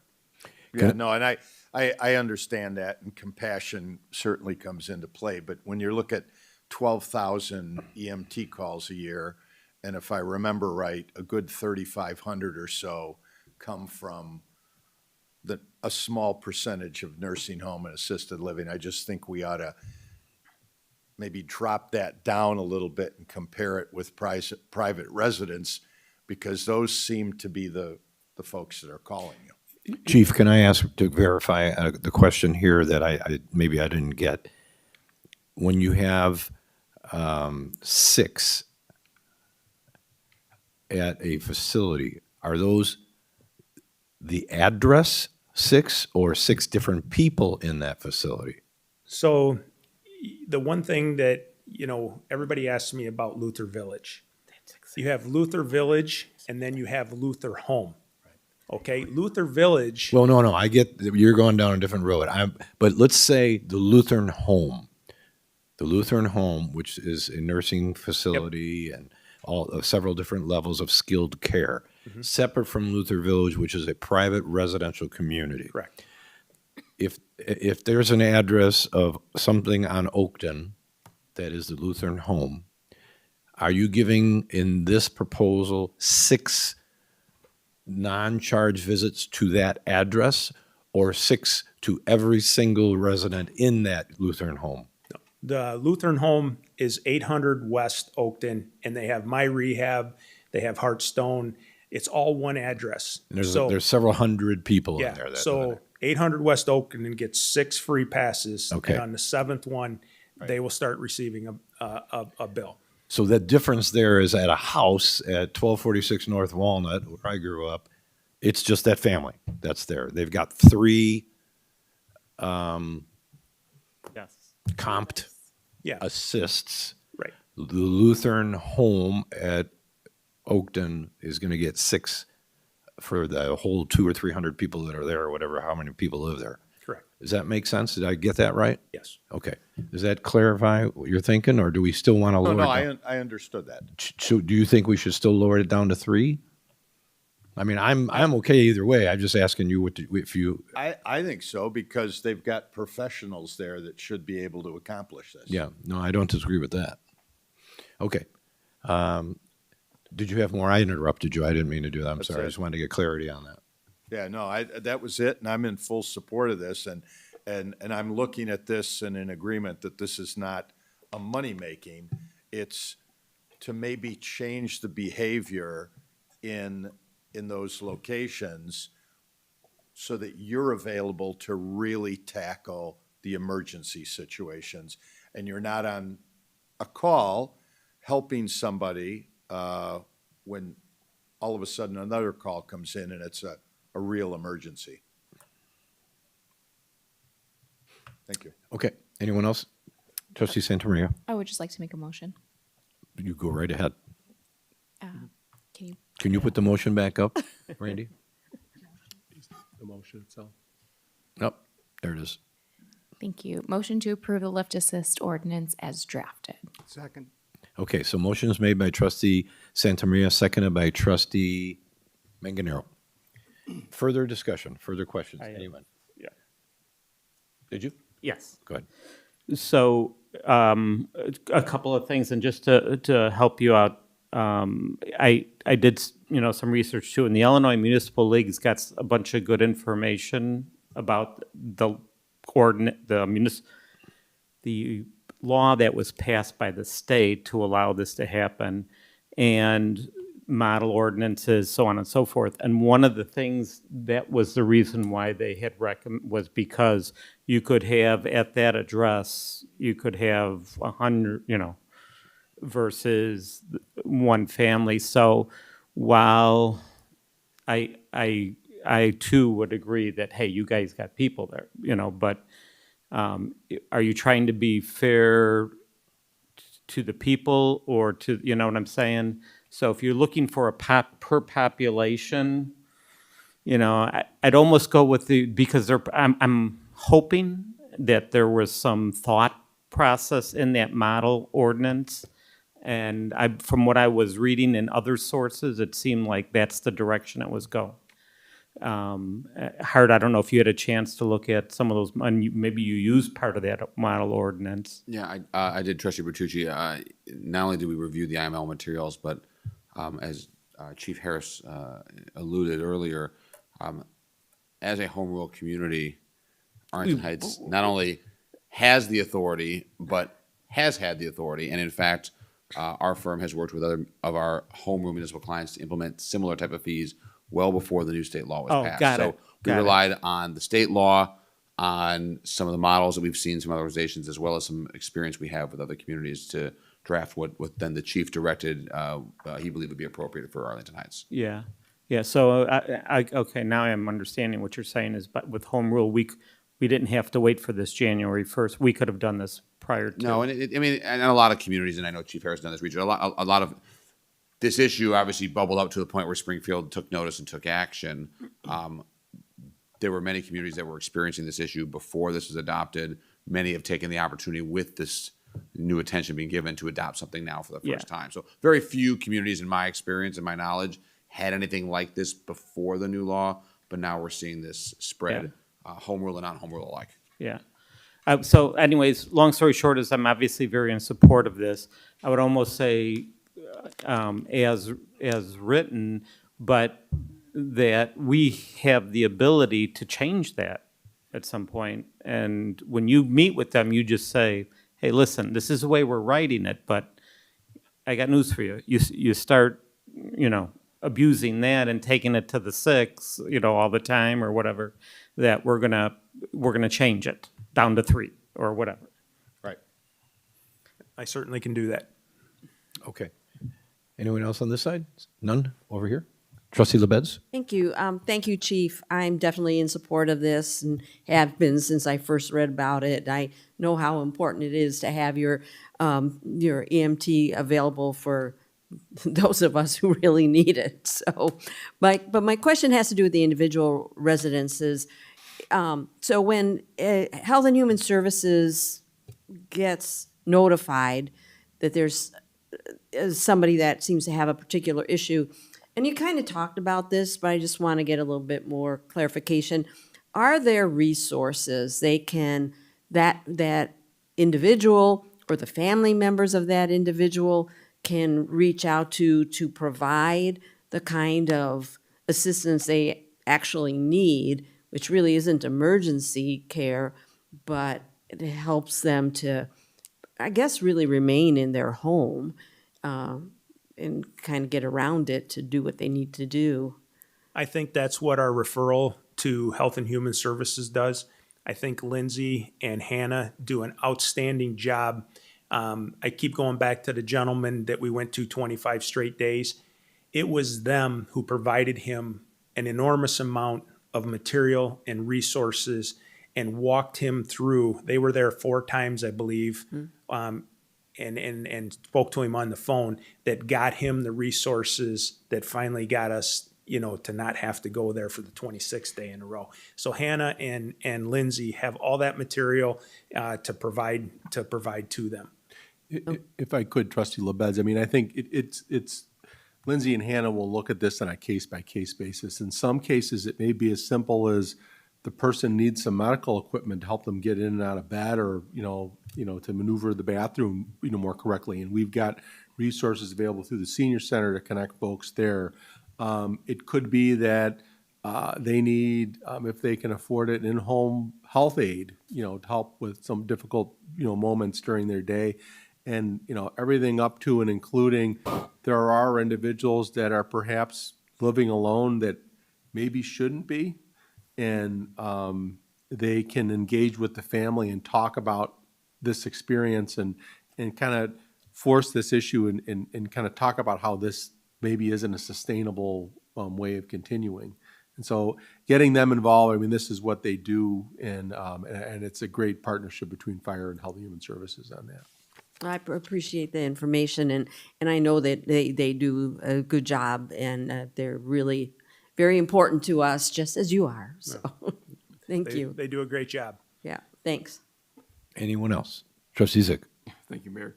Yeah, Chief Harris, thank you for putting this together, actually. This is actually a very caring proposal, because while it's doing good by the taxpayers because it's allowing you to do the job that that you need to do, and so we're taking care of this, but we're also hopefully shining a light on those individuals that really need the help, like that gentleman with the 25. I'm glad to hear that we did the right thing. We were able to get him to a better place, because when you first said that, I really jumped out of my skin. Wanted that person to be in the right place. The question that I have, and I know this is really going one of these exceptions rather than the rule, but you had made a comment that you're going to be reviewing every single one of these that come up once they get over the thresholds. Is that correct? No, I'm going to be reviewing these from the first call that we go to.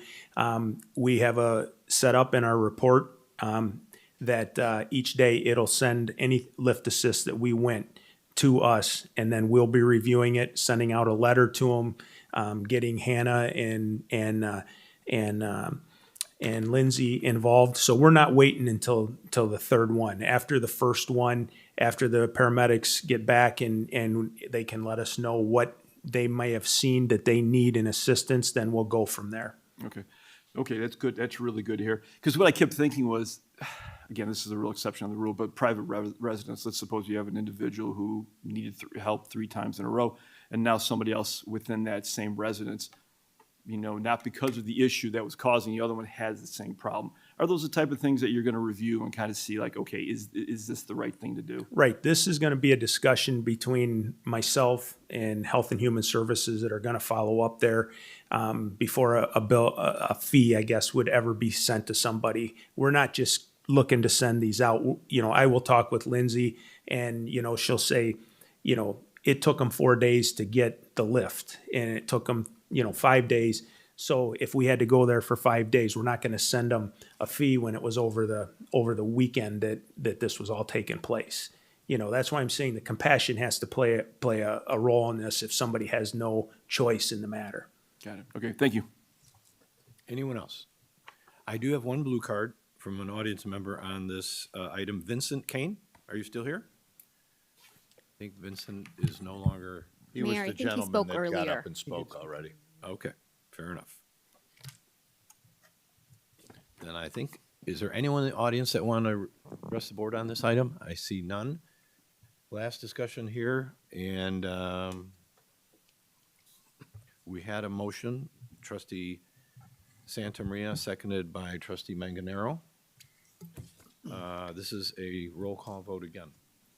Trustee Santamaria? Yes. Trustee Manganaro? Aye. Trustee Schwingbeck? Yes. Trustee Bertucci? Yes. Trustee Zyck? Yes.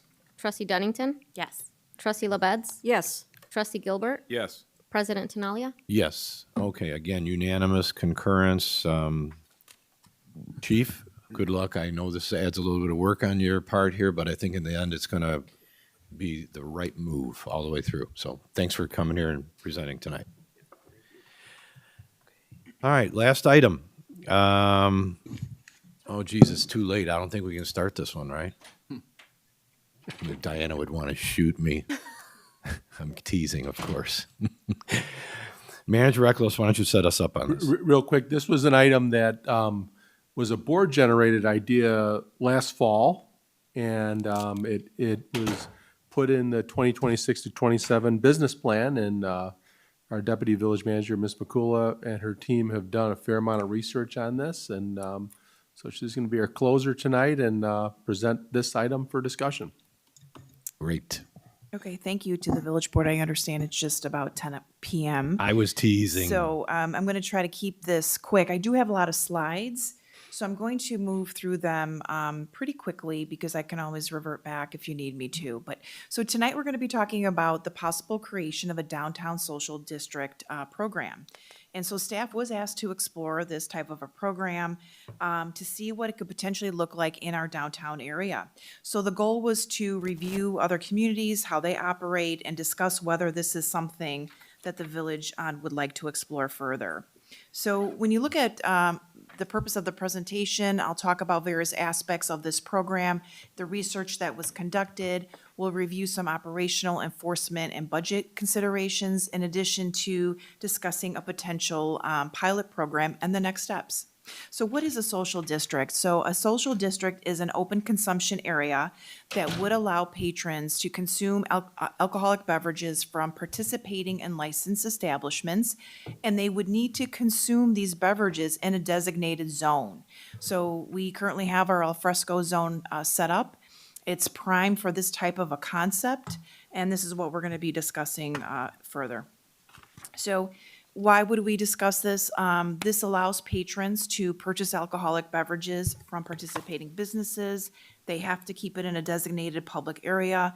It's not intended to create open container areas that are unrestricted. It supports downtown activity during alfresco season. It enhances walkability, dining, and entertainment experiences. And many communities use these districts to encourage visitors to spend just a little bit more time in our downtown before and after dining, shopping, and attending events. So it's really intended to complement what we currently offer with our alfresco environment. Research that was conducted, I focused on a few communities in Illinois. There aren't many that I could find that have this type of a district, but I looked at Cary, Crystal Lake, Rockford, Joliet recently started talking about this. I focused on Michigan, looking specifically at St. Joseph and Saugatuck. And a fun fact, Michigan leads the United States with these types of program, with over 144 municipalities establishing these outdoor dining areas. And so they really pioneered this back in 2020. And so there's a lot of programs that exist throughout the United States. They are intended to support local businesses, increase pedestrian traffic, encourage outdoor dining, shopping, and enhance tourism and downtown vibrancy. So Cary Social District Program, many of the features are the same with the municipalities that I highlighted, that I mentioned. So specifically with Cary, they have a 2-drink limit per transaction. Boundary signages are important. No glass containers are permitted, and they're seasonal. So this one for Cary is open March through December. And this is specifically what Cary has for their downtown district in terms of hours of operation. You can see the signage that is in place. So what's clear here with Cary is that they have very visible signage and clear boundaries to help with enforcement and public understanding. Crystal Lake and Rockford programs. Crystal Lake has a DORA program, which is called a dining outdoor refreshment area. So you'll see this throughout the United States as well, that some have a DORA while some have a social district. These are the seasonal refreshment areas. Crystal Lake requires wristbands. And then, consumption is limited to marked boundaries. Rockford, they allow their businesses to decide if they're going to opt in or not. Same thing, branded cups are required, and businesses can choose whether outdoor beverages are allowed inside their establishments. Michigan really has a great, robust programs They're really the catalyst, I would say, in the United States. And they have, these districts extensively as part of a downtown placemaking effort. So that's really an approach to planning, designing, and managing public spaces that are used to create environments to have a meaningful and socially engaging spaces that the community is encouraged to gather and really just hang out and enjoy the outdoors. So they are definitely viewed as economic development tools, creating a downtown vibrant area. And so these communities that I did speak with in Michigan did say that they reported increased pedestrian activity longer, and people just hang out and have a tendency to come in and out of their shops and establishments. Also, it's naturally conducive for supporting festivals and community events. So this is just a quick example. You'll see on the left side is downtown district boundary for the city of Rockford. And the right side, you'll see St. Joseph, Michigan. Here, you'll see St. Joseph provides you boundary signage examples. So these are things that they have on light poles, street poles, as well as, on the pedestrian walkways. So this is when you're entering and when you're leaving. So in terms of operational impacts, if the village were to move forward with a social district, there would be operational impacts across multiple departments. Administration would likely oversee the program coordination, business participation, and policy implementation. Police department would play a key role in enforcement, crowd management, and event coordination. And then public works would likely see increased needs related to signage, refuse collection, cleaning, and maintenance support. For police department considerations, I wanted to give them their own slide. I did speak with Chief Pecora about this. And, public safety would be one of the most important components of any social district program. We discussed several common concerns identified by other communities, including underage drinking and keeping alcohol within district boundaries.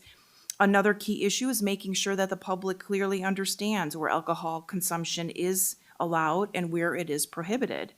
And the police department currently supports al fresco in two ways. So during Sounds of Summer concerts, they are present on Thursday evenings from 6:30 to 9. There's 3 individuals from the police department that are working the events. And then on Friday and Saturdays during al fresco season, they're there on Friday and Saturday evenings from 6 to 9.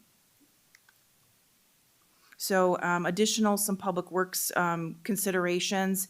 The impact would likely include cleaning, trash removal, maintenance during needs. We might have additional.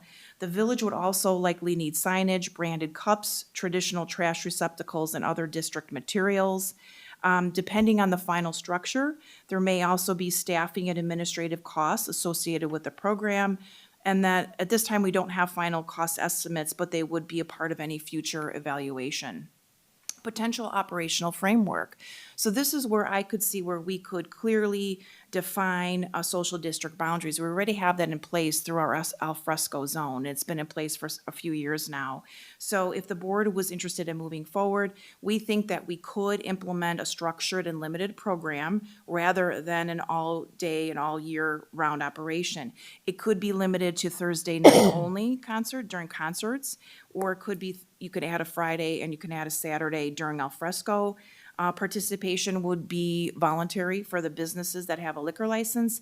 And then alcohol would only be permitted in non-glass containers and only within the boundaries. So what we've seen is there's something called district cups, and these are plastic or compostable cups that these businesses that participate in other communities do pay for. And the drink sticker is usually developed by the municipality, and then sometimes there's a downtown business district that takes over for marketing and branding purposes. But the district sticker is very important. It does include the establishment name and date. So when you go to the establishment and you are not finished with your drink, but let's say you want to keep walking around the area, they put it in a to-go social district cup. They have their name and then the date of service. So this is a proposed VH downtown social district boundary. It's exactly what our al fresco zone is. These are some examples of branded cups and stickers. So you can see on the right is Rockford. And then the middle picture shows the regulations of what they look for if businesses want to participate. And then on the left, it shows you that there's some establishments there in St. Joe, Michigan, with their district cups. These are business signage examples that businesses do put up, meaning you are welcome to come in with a beverage, you cannot come in with a beverage, or beverages are sold here. Typical patron rules. These, alcohols, you can only get it from participating business, no glass, no BYOB, it's limited to the public areas, and they have to comply with all state and local laws, so you cannot leave the premises with alcohol. And then these types of rules help create consistency and make enforcement easier for staff and police. So pilot program options. So many communities started with a temporary or seasonal type of a pilot program before moving to a permanent program. And a lot of them have moved to a permanent program. But if we decided to do a pilot approach, we could test operations on a limited basis and evaluate impacts. It would provide the opportunity to gather feedback from businesses, residents, and visitors. And then staff believes we could do a pilot program during this year's alfresco season, and that it would provide a valuable operational information before any long-term decisions are made. Potential benefits, we talked about, really this is everything that I gathered, and I spoke to many different communities. They all highlighted increased downtown visitation, greater traffic and dwell time, support for residents, bars, retailers, and so forth. And they just said all of them had a stronger downtown identity and vibrancy. All of the communities really love and appreciate the program. Potential concerns to evaluate is we believe that these are some of the concerns that can be managed, but they are important considerations. So we may need additional enforcement with associated costs, maintenance, cleaning impacts, public perception. A start and stop of a social district can be confusing for patrons. So when I did speak to my colleagues and other people within these communities, they already believe that alfresco permits this. And so we have seen that there are some people that may walk around already in the pedestrian zone with a drink. So they believe that's already permitted. We may have a risk of like litter, disorderly conduct, impact on non-participating businesses. We would want to take a look at that. And then the startup costs for this type of a program. So for final takeaways, I do believe that the social district would support the village's strategic goal, which is number 8, support and enhance the village's efforts related to arts, entertainment, and community identity. Social districts are increasingly used as placemaking and economic development tools. It's a natural complement to alfresco and Sounds of Summer events, and it really provides a regulated environment to encourage longer downtown visits and support local businesses. So for, let me see here. So for, we talked about some of these, oops, sorry. Recommended next steps. So, if the board is interested in wishing to proceed, staff recommends the following actions. So I have 6 items here. Explore a pilot program during the 2026 alfresco season. Conduct outreach to liquor license holders, and I think we have 15 liquor license holders in our downtown, but 13 would be eligible based upon the classification that they have. Coordinate with police and public works and engineering departments, develop cost estimates, prepare draft social district boundaries, operational structure, permit or process, and an ordinance, and then recommending returning back to this board with formal policy and implementation options. So staff is looking for direction from the board as to whether there is a consensus to create a social district pilot program during the alfresco season, this year's alfresco season. And if the village board recommendation is made, if a recommendation is made, staff will move forward with implementation actions, including preparation of an ordinance for board consideration at a future board meeting. I'll turn it over back to you. Thank you, Diana. Very nicely put together. I think what I want to do is hand off this to the President Pro Tem Trustee Schwingbeck, because I believe it was his consideration that his visits to Michigan that kind of inspired this conversation. So the floor is yours. Thank you, Mayor. Yeah, I didn't know St. Joe had this going on. I'm going to have to go visit it. No, this is something that I've been talking about, what, Diana, maybe 3 years? We've been going over this. I certainly, talking to some of my fellow board members, I certainly have heard pros and cons. If you, maybe you can put up that one slide that you showed right at the end of had some, there was one where you listed right there. I can tell you, for example, in St. Joseph, it's a much smaller town. And on that map that you put up where there was that one area way off to the right, that's the only dining area in St. Joe, way off to the right there, where restaurants actually put tables out. So in the large section, they really don't have an outdoor dining district like we do. So patrons can visit restaurants while they're waiting for their table. There are 3, I believe, wine tasting rooms, so they can go in there, they can walk out with one of the cups, they can walk around the town, frequent some of the other businesses. St. Joe, unlike Arlington Heights with 78,000 people, St. Joe only has about 7,500. But because it doesn't have outdoor dining on the weekends, you would think that it was an al fresco type atmosphere because of how crowded the downtown area is with tourists. And I've been up to Saugatuck as well and seen what goes on there. So my vision for this whole thing was we already have the al fresco zone, and those are people that are sitting down, eating dinner. I respectfully like the idea of really limiting the hours from that 5 to 9. And I don't envision this as being another Harmony Fest or in the past a Taste of Arlington. I really see this as people are waiting for their tables. They're down enjoying the sounds of summer. They want to put up some chairs and a blanket and go into one of our establishments and take some drinks over there and listen to music. But I don't see this as being tens of thousands of people that are in the intersection there like we see in Harmony Fest. I just don't, looking at St. Joe, at what goes on there, they have the established social district. They don't have barricades set up like we have at the 4 entry and exit points. They just have a sticker right on the ground.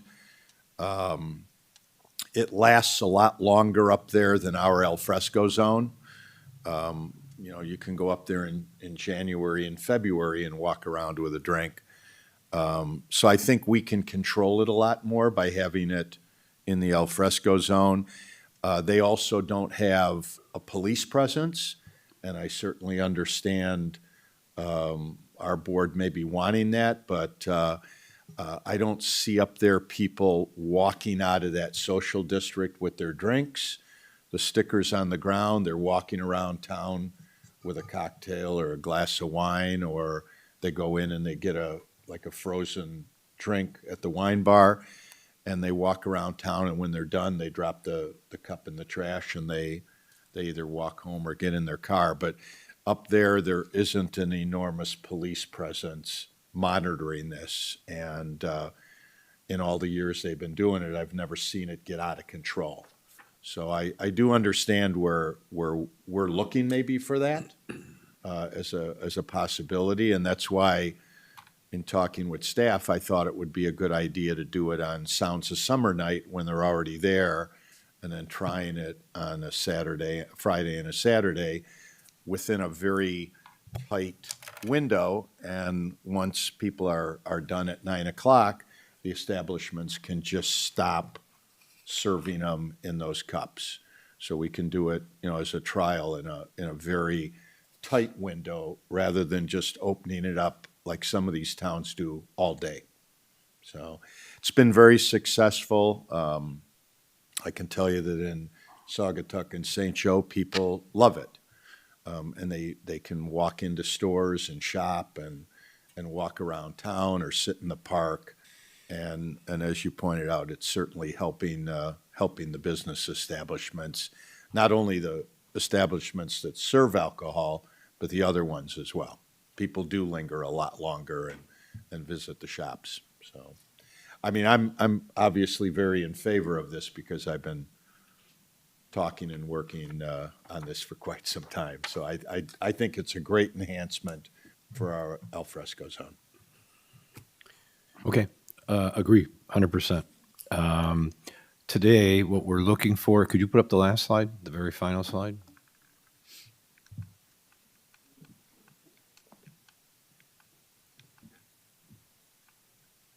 So you're looking for our board to determine if you, staff, should follow through with preparing a pilot social district for the 2026 al fresco season and kind of determine, is it going to be on certain nights or certain hours and so on, but that's all stuff that will eventually get sorted out. Yeah, I mean, I think essentially what we're looking for is, number one, should we keep going? Or is this an off-ramp? You know, and if the intent is to do a pilot program for the 2026 season, any, you know, we're not asking for the board to sort out every and all issue. Right, that's what I'm trying to avoid right now. But generally, should we keep going, and any, you know, major concerns or things that we didn't bring up that we should, oh yeah, we should also consider this, staff. You know, that's what we're looking for, and then we'll either keep going or we'll stop. Right. Okay, so if we can just focus our dialogue, for starters, the first issue is, should staff continue on to potentially make this happen? And then what are some issues or concerns or questions that any of us have that we would want them to consider? That, I think, is what our focus should be here for the next several minutes. Trustee Zyck, go ahead. Okay. Thank you, Mayor. You know, overall, I it's an intriguing idea, and I would like to see us put something together to figure out what the next steps are going to be or what this would look like. The concerns I would have, and, you know, you've got some of them up here, some of these recommendations, next steps, you know, cost estimates, definitely, you know, what is that, what is that going to be? Then I kept thinking about revenue sources too. Are there, because you had one slide in there where they were showing $1 per cup or something like that. You know, are there any potential revenues? Because obviously we don't want to put any more taxes on. I know we have I believe we have an al fresco tax. We do. I suppose you could talk. We could think about increasing that a little bit, but I'd rather not. Are there any other type of revenue sources? You know, something like with those cups. Talking to businesses, obviously, you know, there's a couple businesses that I think down there that might not actually like that because they want to keep them captured within their particular area. So definitely wanting to know, you know, what the overall thought is there. Enforcement. That's something that's probably the biggest thing that I'm concerned about. You know, which seemed like hours ago, Trustee LaBedz made a comment about some of the things that go on down there right now. You know, I was just down in al fresco last night eating dinner, and I saw a couple groups of kids come through, you know, riding their bikes right through it, even though there's signs. We were sitting right by a sign that said no bikes, and these kids just came right through. So that's a concern. And I think about it with the hours also. Let's say we do it 5 to 9, okay? I think that was what was in the slide, or 5 to 10. Well, then at 10 o'clock or 9 o'clock, it's done, and now we have to enforce that, and we have to clean up that. And what is that going to look like? I'd be interested from the police chief, you know, what is that going to look like? How are we going to handle all that type? Those are overall the questions that I have, but I would be in favor of wanting to see a proposal to see what this whole thing looks like. Excellent. Anybody else down here? Trustee Manganaro? Yes, thank you, Mr. Mayor. I do have a lot of concerns. I won't repeat. I agree with the number of points that Trustee Zyck made. Excuse me. For me, there's a couple of things that are bottom line to consider supporting it. One is absolutely no plastic. We can't have it violating our sustainability imperative to bring something like this out. But I need evidence that the tax revenues generated by this kind of a program would exceed the costs, because otherwise it's hitting the property tax levy. And it's kind of that simple for me to want to go further and even explore the other concerns that I do have, but this would need to pay for itself.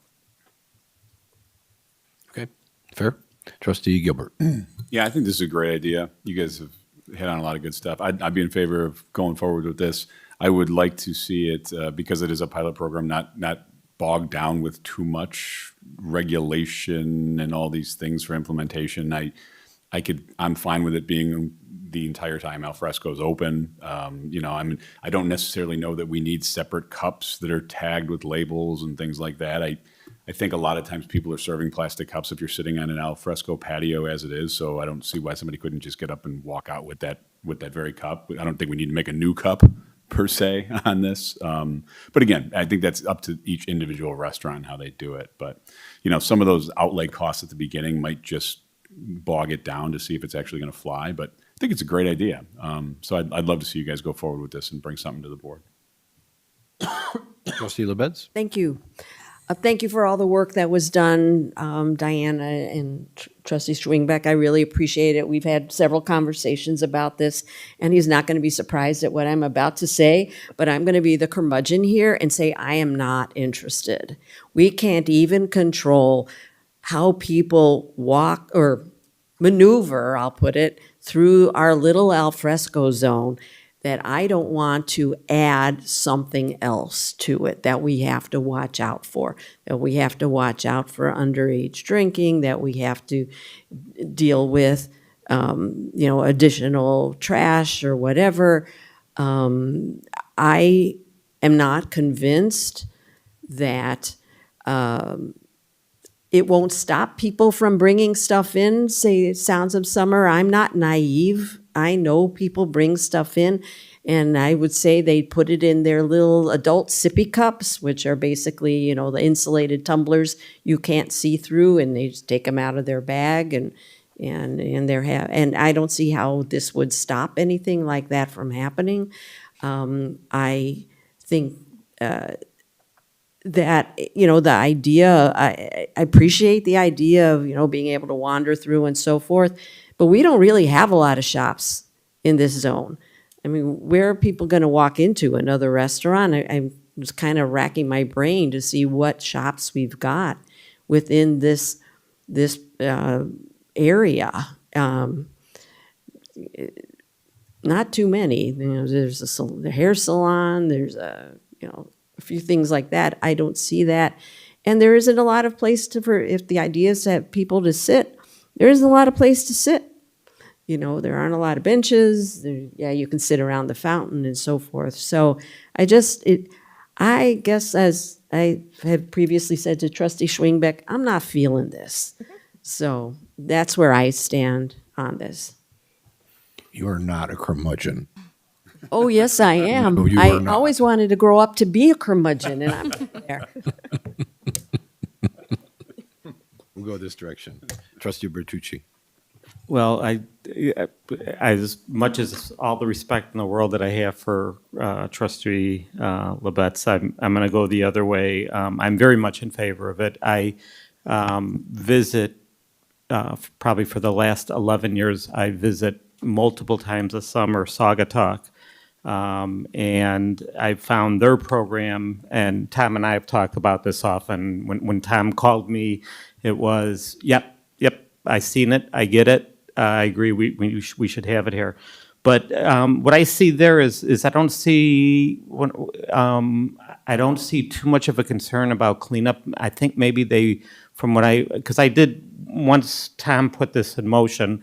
The last couple summers, I've been asking questions, and I was introduced to their police chief, and they said, we put some extra garbage dispenser, out. They said, but we're not, for the most part, people are respectful. They said a lot of times they're getting the bartenders to say, hey, don't be an idiot and make sure you get this in the garbage or whatever. So there's, from what I understand and from the people I'm talking to in Saugatuck at least, cleanup's not an issue. The police said that they're not overly concerned. They're not having additional calls, that type of thing.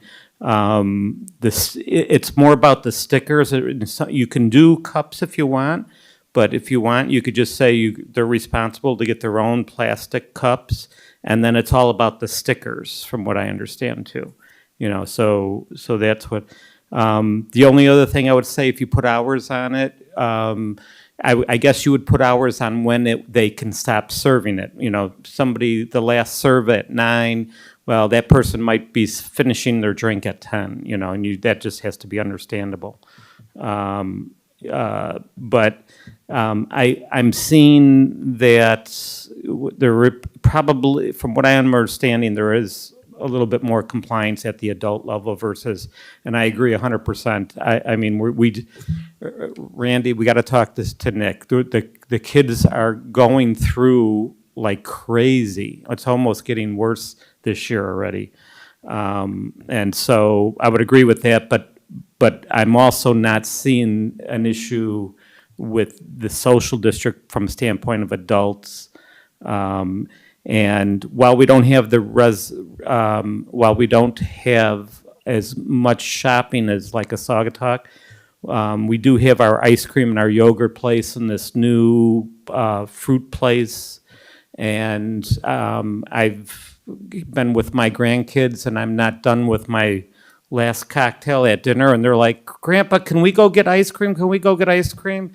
So, well, this would be a case where rather than say, let me finish my drink, I can say, let me go get a good to go, and then my daughter can take them, and maybe they'll allow it in the ice cream place when you're ordering. But you do have the yogurt joint, and I shouldn't say, but the yogurt. What's it called? Berrio. Berrio. Thank you. So I got to give them a shout out too. Berrio and the ice cream. Wins. Kill wins. Thank you. Thank you. Place that I can't pronounce, but I know Wendy knows how to pronounce. the acai. Acai bowls. There you go. There you go. So I do see how it could be used to go into some of these other places, and certainly appreciating Harmony Park with or without the sounds of summer. I mean, I do know, like my granddaughters love to go sit and go by the fountain. And again, this could be a situation where whether it's me, their mom, their dad, or whoever, or grandma or whatever can say, instead of saying, let me finish my drink, and the kid's getting more impatient, you can kind of take a walk, type of thing. So anyways, long story short, I am in favor of it. I've seen it in action, and I would be in favor of a pilot, absolutely. Thanks, Trustee Bertucci. Trustee Dunnington. Thank you, Mayor. I also am in support of trying this as a pilot program this summer. I think it's a fun idea and great idea for placemaking. A couple of items that I think we should address is with our issue with enforcement. I wonder if we could use monitors at the entrances rather than actual police officers, if that could be an option, so that police officers are doing other functions and instead of just bike enforcement or e-bike or this. Second, I've also spent a good deal of time in Michigan and have seen this work in other towns. And it does seem like we would need a place to kind of sit, to kind of be with your drink. So I'm wondering if it is an option for there to be benches like at the intersection while we have this. I don't know if that works with garbage, but I think some benches would be a good idea. And then I also wonder how it would work with businesses that are really close but not in the al fresco zone. Like I'm thinking of like Passero. Could you take a drink from there and walk to the zone? Like, would that be allowed? Or if it's just strictly you have to be in the zone? So I think that's an issue to address, because I think there's several places that are really, really close to the zone that you could easily, walk one block and take your drink into that zone. I think that wristbands could really help with concerns about underage drinking, so that if you got your cup and you got wristband, that it would be easy to identify that someone is 21 and that they have to wear that wristband in the zone. And the last thing is, I also am really concerned about plastic cups, and we've been talking so much about sustainability, so I hate to see us add plastic cups. And so and I know that compostable cups are also not a very good option, because you can't put compostable stuff in recycled stuff, because that ruins the recycled stuff. So you're not supposed to mix them. So I did read about a company called Bold Reuse. And so they actually are at the United Club at Soldier Field. And so it's a reusable cup program. And so they actually provide cups, fans return them, and then they collect and wash them, and then they deliver them back out. So I think it would be interesting to see if they do sporting events, and they also do events. So I wonder, since they are in the Chicago area, if we could look into some kind of a reuse program rather than creating a bunch of new plastic. So, thanks. Thank you. Trustee Santamaria? I also agree that I think this would be a great idea. I think my two concerns, or not even really concerns, but more just information gathering that I would like, are exactly what Trustee Manganaro said. It was about the cups, and also ensuring that it doesn't add any additional fees to our taxpayers. All right. Well, my thoughts are pretty brief. I would suggest that we move forward with this. I think it would be a wonderful idea to have it happen in some manner, some fashion, some way, some boundary. A lot of really good comments and questions from the board here tonight, all really great perspectives. I think if we get through police and monitoring, maybe there's some way that volunteers from the restaurants, employees, whoever could help at exit points. Should we consider the Economic Alliance or the Environmental Commission to weigh in with perspectives on this? The point on plastic cups, I have to agree. The last thing I want to see is overflowed garbage cans with plastic cups that aren't, helping our environment at all. So I would ask, what kind of cups? And do we need to have cups, or are there just stickers that can go on other types of drink holders? Are they wristbands instead?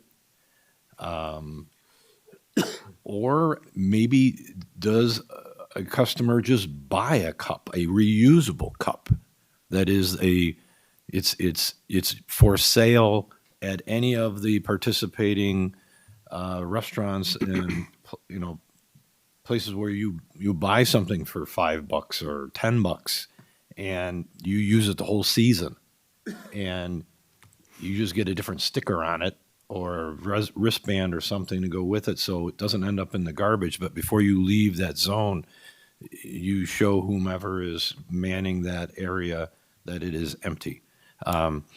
Just my thoughts. Yes. It sounds like there's a pretty strong consensus to move forward, with those comments. The one thing I was going to say is that I think I would suggest that if the board is interested in doing a pilot program in 2026, going to other commissions may eat up some additional time, because then you've got to sort that out. The other thing is some of the things that could potentially be permanent features if this were to continue past the pilot program, like logoed cups or a more logo program, may not be possible in the first year as a pilot program. And so, again, we'll work on it and come up with ideas. I'm just kind of planting some seeds that if we want to get this going this year, the end of the summer is going to be here before we know it, and so we may have to, there may be some differences between what we do in the pilot year and what we do on a permanent basis. I think that's reasonable and that's fair. My points are just long-range thinking. Sure. Anything else from the board?